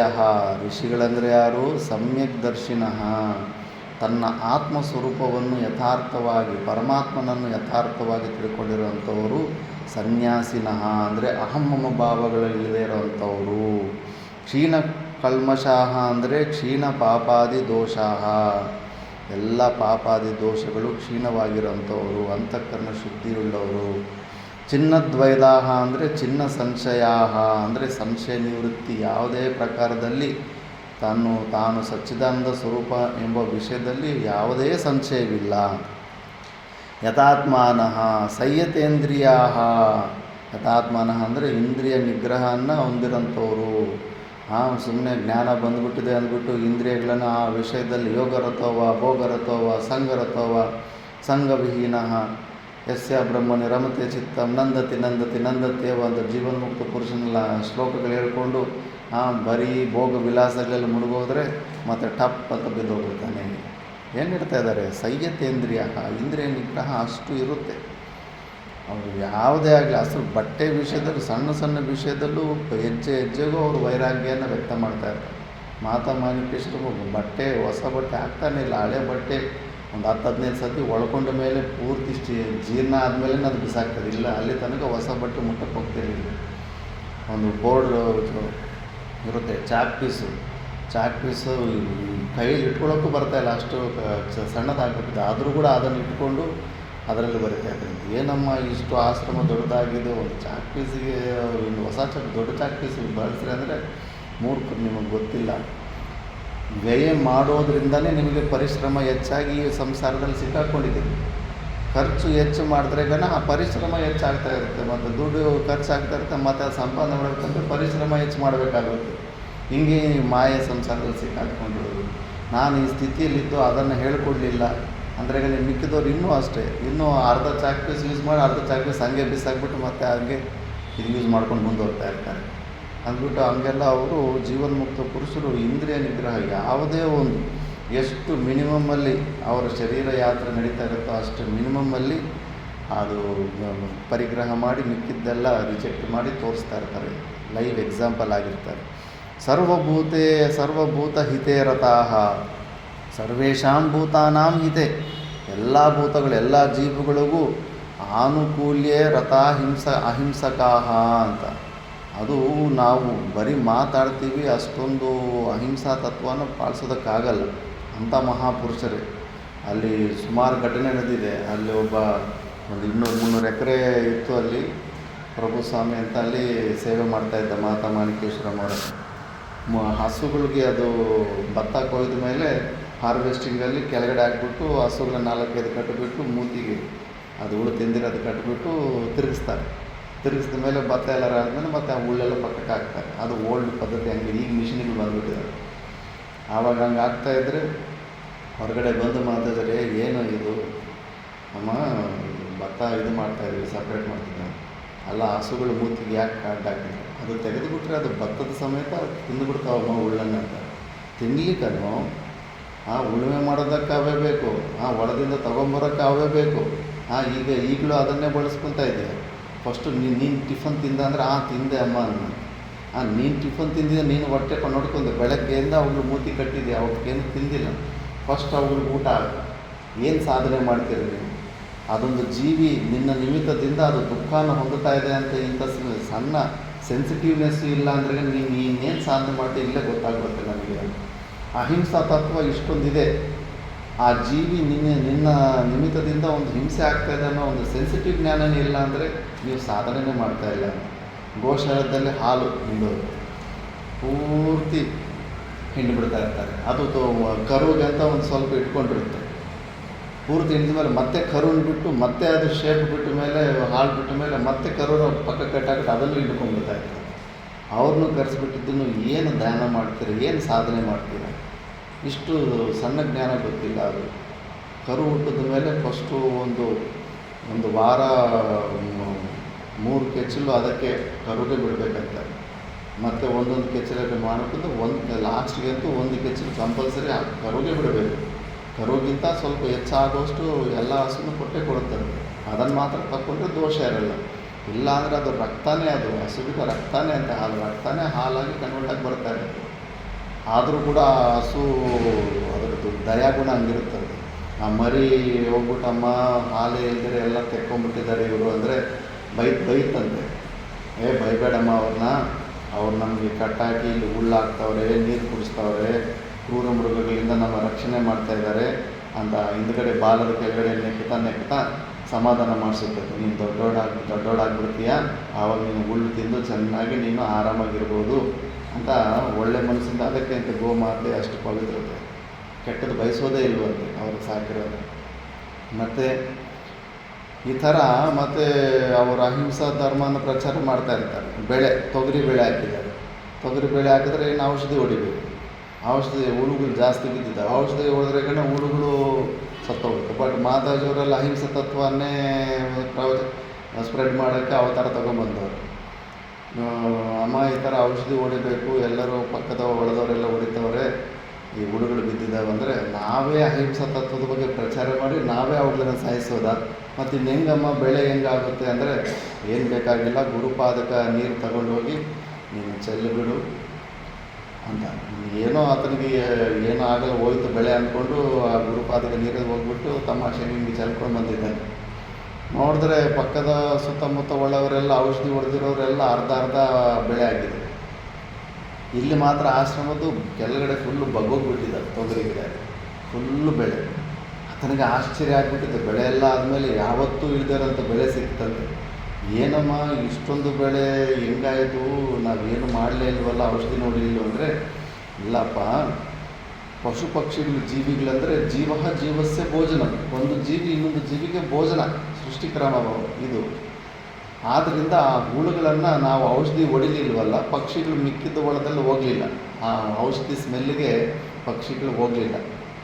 ನಾವು ಇಲ್ಲಿ ಔಷಧಿ ಹೊಡೆದಿಲ್ವಲ್ಲ, ಅದಕ್ಕೆ ಪಕ್ಷಿಗಳೆಲ್ಲ ಬಂದು ಆ ಹುಳುಗಳನ್ನು ತಗೊಂಡೋಗಿ ಹಾರಿಸ್ಕೊಂಡೋಗಿ ಅವು ತಿಂದುಬಿಟ್ಟು ಹಾಗೆ ಅದು ಬೆಳೆ ಸಂರಕ್ಷಣೆ ಆಯಿತು ಅಂತ. ಈ ಥರ ಧರ್ಮದ ಬೆಳೆ ಬೆಳೆದರೆ ಬೆಳಿಬೇಕು ನಾವು, ಕರ್ಮದ ಬೆಳೆ ಬೆಳಿಬಾರ್ದು ಅಂತ. ಇನ್ನೊಂದು ಸತಿ ಬೂದು ಕುಂಬಳಕಾಯಿ ಏನೋ ಇದ್ದರೆ ಸಕ್ಕರೆ ನೀರು ಹೋಗಿ ಹಾಕ್ರಿ ಅಂದರೆ ಅಲ್ಲೂ ಹುಳ ಬಿದ್ದಿತ್ತು. ಆ ಸಕ್ಕರೆ ನೀರು ಹಾಕಿದ್ರೆ ಎಲ್ಲ ಬಂದು ಹುಳನ ಇರುವೆಗಳು ಬಂದು ತಗೊಂಡು ಹೋಗ್ಬಿಡ್ತದೆ. ಅವಕ್ಕೆ ಕರ್ಮ ಸಿದ್ಧ ಇರುತ್ತೆ. ಅದು ಈ ಜನ್ಮದಲ್ಲಿ ಎಷ್ಟೋ ಕೂರಿಗಳು ಕೋಳಿ ಕತ್ಕೊಳ್ತಾ ಇರ್ತಾರೆ. ಮತ್ತು ಅವು ನೆಕ್ಸ್ಟ್ ಜನ್ಮದಲ್ಲಿ ಅವು ಯಾವುದೋ ಪಕ್ಷಿನಾಗಿ ನಾವು ಹುಳ ಆಗಿಬಿಟ್ಟು ನಮ್ಮನ್ನು ಅವರ ಶರೀರನ ನಾವು ಆಹಾರ ಮಾಡಿಕೊಂಡಾಗ ನಮ್ಮ ಶರೀರ ನಾವು ಆಹಾರ ಮಾಡ್ಕೊತಾರೆ.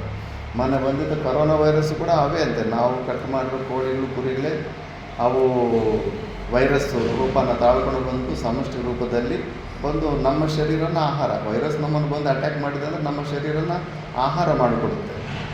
ನಾವು ಅದನ್ನು ಆಹಾರ ಮಾಡಿಕೊಂಡಾಗ ಅದು ನಮ್ಮನ್ನು ಆಹಾರ ಮಾಡಿಕೊಡುತ್ತೆ. ಇದು ನಡೀತಾನೇ ಇರುತ್ತೆ. ಹುಲಿ ಆದರೆ ಜಿಂಕೆ ಕತ್ತಿಟ್ಕೊಂಡು ಅವ್ರು ತೆಲುಗಿನಲ್ಲಿ ಹೇಳ್ತಾಯಿದ್ರು, ಹೋದ ಜನ್ಮದಲ್ಲಿ ನನ್ನ ಕತ್ತರಿಸ್ದಲ್ಲೋ ಈಗೇನಂತೀಯ, ನನ್ನ ಬಾಯಿಗೆ ಸಿಕ್ಕಾಗ ನಿನ್ನ ಕತ್ತು ನಾನು ಈಗ ನೋಡಿ ಕಚ್ತಾ ಇದ್ದೀನಿ ನೋಡು ಈಗೇನಂತೆ ಅಂತ ಮಾತಾಡ್ಕೊತಾವಂತೆ ಹುಲಿ ಜಿಂಕೆ ಅವ್ರ ಭಾಷೆಯಲ್ಲಿ. ಕರ್ಮ ಸಿದ್ಧಾಂತ ಹಂಗೆ ಇರುತ್ತೆ, ಟಿಟ್ ಫಾರ್ ಟ್ಯಾಟ್ ಅಂದಂಗೆ. ಮತ್ತು ಅವರು ಅಷ್ಟು ಪ್ರಾಕ್ಟಿಕಲ್ಲಾಗಿ ಅಹಿಂಸಾ ತತ್ವನ